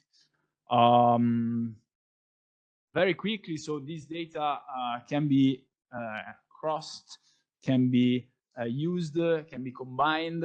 Open sanctions is, of course, one examples of these. I will bring some examples from our research at Transcrime on how these data sources can be combined in macro level applications and assessments, but also micro level tools for investigation. So this is a result of a research that we did in Project Datacross, basically mapping the ownership of 15 million limited companies registered in the European Union, finding the volume of connections to blacklisted countries in Europe. So as you can see, some jurisdictions have a higher density of companies that are then owned or controlled by other entities or individuals located in high-risk jurisdictions, or also controlled by trust fiduciary funds that do not ease the identification of beneficial owners. This is another research result from a study that we performed using the real estate registry in France, which is open. So we mapped around 500,000 properties in Paris that were owned by companies, so by legal persons, identifying actually that basically half of them had some risk features, such as an anomalous complexity or an anomalous age of the ultimate beneficial owner, which was particularly old or very young, maybe somehow signaling the presence of figureheads, or also connected to politically exposed persons. Also in our research projects, and of course, KLEPTOTRACE is one of them, we are developing tools for investigations that can be around asset tracing or organized crime infiltration, and in general, financial crime investigations. We've done this for Project Datacross, and we are expanding, and we're bringing this somehow to the next level with KLEPTOTRACE, in which we are mapping basically different sources of data around ownership and controls of assets. I will just jump to the conclusions, and yeah, just to summarize what had been said, there is an increasing need for gaining somehow knowledge around the available data sources for mapping ownership and control of assets in different contexts. The reality in which we live is getting more complex, but the data somehow is following closely. So it is important to somehow develop a knowledge around that. The information is getting richer, but also it is still very scattered. So it is important to have an in-depth knowledge to somehow orient the investigations and the activities around asset tracing and financial investigation. Of course, a big topic for which we could talk hours, or maybe do a separate session, is the data quality. I brought some examples, but of course, every different data source brings a different level of quality in their data, and this needs to be considered in these types of activities. So yeah, this is all. I hope I stayed in the 20 minutes, and yeah, I will give back the floor to Michele for the Q&A session. Thank you very much.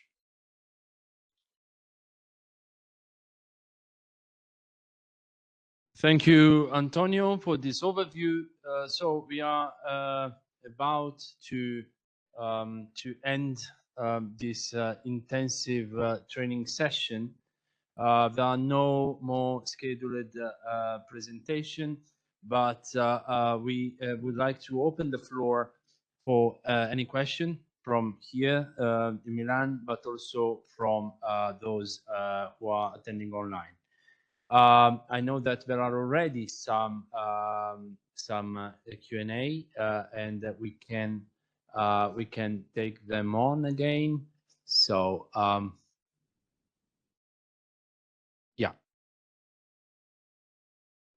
So I'm just scrolling some of them.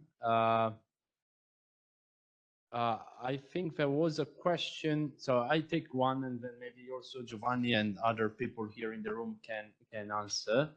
There was a question about the top 3 methods to circumvent sanction. What are the countries most important used in these schemes? So let me answer that.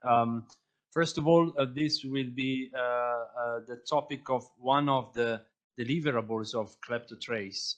So you will have a study, a report at the end of this year, the beginning of next year, sorry, about sanction circumvention methods, which will result from a systematic analysis of cases, and therefore a structure answer to this question will be available in a few months. However, given on the basis of the knowledge and the experience that we have, we are already observing, I must say that there is not one single method or top 3 methods. There is whatever strategies used to, obfuscate beneficial ownership, obfuscate the origin of the funds and of the transaction.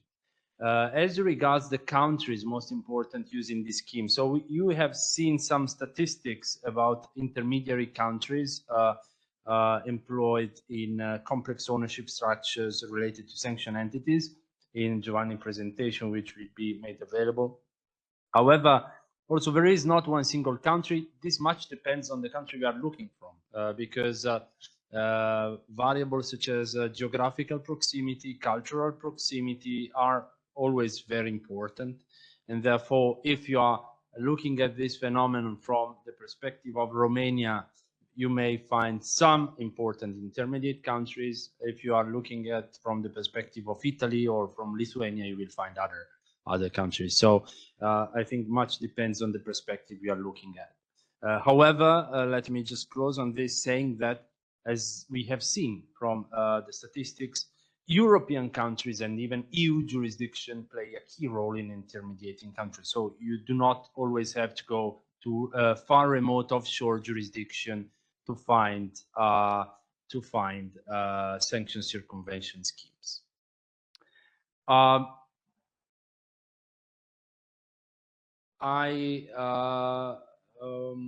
So more. Let me say, I take the last one just because there are many, so it's easier. Will the KLEPTOTRACE tool become available for law enforcement to use? The KLEPTOTRACE tool, as well as other tools such as DataCross, are developed in order they can be used by public authorities during the project duration and also after. And as it's happening with DataCross, this will be made available provided that just the life costs for acquiring the data and the IT maintenance are covered by the user, but for the rest is totally will be made available to any authority from the EU interested to use it. About sharing the materials of the webinar, I would say the presentation, as far as we get the authorization from the speakers, will be made available. And those which will be made available will be put online on the on the KLEPTOTRACE website, among other things, as well as the recording, right, of the webinar.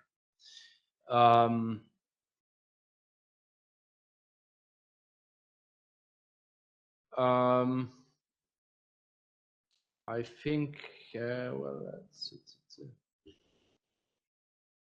well, there is a question, and on this one probably we will ask the advice and help of Professor Happold. If you is how have you addressed the issue of personal safety in undertaking sanction enforcement work? I know, sorry, I misunderstood it. Probably is for some for some FIU present here. How do you address the issue of personal safety in undertaking sanction enforcement work, as there is a foreseeable personal retaliation risk from some of those subjected to sanction? I don't know if Sergey or Carlis, would you like to take it on? No, too challenging question. Okay. I think that, I mean, there are many questions and some of them have been already answered in the chat. However, we are, look at this as well. Some definitely requires a reasoned answer. For example, given the different approach regarding sanction measure between EU and UK, what should be the approach of a EU-based entity that is part of a UK-based group? I think there is no single answer to this. It depends much case by case, as was easily shown by Giovanni during his session. But of course, we remain available if you want to formulate maybe a more circumscribed question. We are available via email. Is there any explanation for why Bosnia-Herzegovina and Cyprus have such a high percentage in the list of countries used by Russian sanctioned person? I don't know if you want to take it on, otherwise, yeah. Yeah, basically for that question, whether there is an easy explanation for why Bosnia-Herzegovina and Cyprus have a so high percentage of intermediation of the links that we have found between European companies sanctioned entities. But what concerns Cyprus, actually, we were expecting that also for what we know related to the topic of golden visa, and the fact that for a certain time it was quite easy to obtain the visa in a country, whether you were investing in that country with a lot of facilitation that in other activities than you were able to do after obtaining this visa. And Cyprus, I mean, and this may explain why, I mean, Cyprus was considered like a good gateway for entering in the European Union by Russian oligarch Russian individuals, let's say. For what concerned Bosnia-Herzegovina, to be honest, we were not expecting to see that jurisdiction at that position, and we will try to understand why this is the case. Also, for instance, trying to reach competent authorities there. And maybe we will try to give an explanation in our report that, as Michele was saying, is gonna do at the end of this month and at the end of this year. And I will say that's the question. Yeah, I think as regards Bosnia, given the peculiar nature of Bosnia-Herzegovina, I think it would be very, very important to understand where exactly in Bosnia-Herzegovina intermediate companies were established. But as said by Giovanni, is something which we need to look at more carefully, more closely, and definitely you will find some hypotheses for interpretation in the report, which will be published as part of KLEPTOTRACE deliverable in the next few months. Is there initiative to consolidate the national sanction list of EU countries at EU level? I guess that Friedrich Limberg already answered this email a bit, this question previously. It's still an ongoing work. We all expect somehow to have easier access to this list in order they can be used more efficiently by both public authorities and economic operators across the EU. If there are no further questions, I suggest that we can, even from the audience here, I guess that we can. There is a last question. Has there been legal testing or cases regarding the ownership and control of trust? I see in your case study that you have determined that a settlor would be classed as beneficial owner or having control, but I know in the UK law, a settlor purposely hands legal ownership to the trustee and often use protectors to make decisions and deeds of exclusion. I think Giovanni mentioned, and I passed the floor to him, about an ongoing judging by the European. Yeah, on this matter, we are waiting the ruling for the European Court of Justice that will clarify the concept of ownership and control for what concern legal arrangements, specifically regarding trust, but maybe will clarify the concept also in a broader way. And the legal cases is known as the T-trust cases. And yeah, we're basically expecting the ruling, and it's quite much anticipated by the broader community of the economic operator, let's say. Okay, thank you to all of you for being numerous and active, actively attending this workshop, and stay tuned on KLEPTOTRACE website for news. Let me at the end just thank, first of all, the people who attended. Second, those who organized and worked on KLEPTOTRACE, Matteo, Antonio, and many other, in particular Giovanni, who is really putting all his effort into that, and the partners of the project and the European Commission for supporting this very important project. And I always stress that without European co-funding, this kind of initiatives would not be possible. So thank you again for that. Thank you, everyone. Have a nice evening.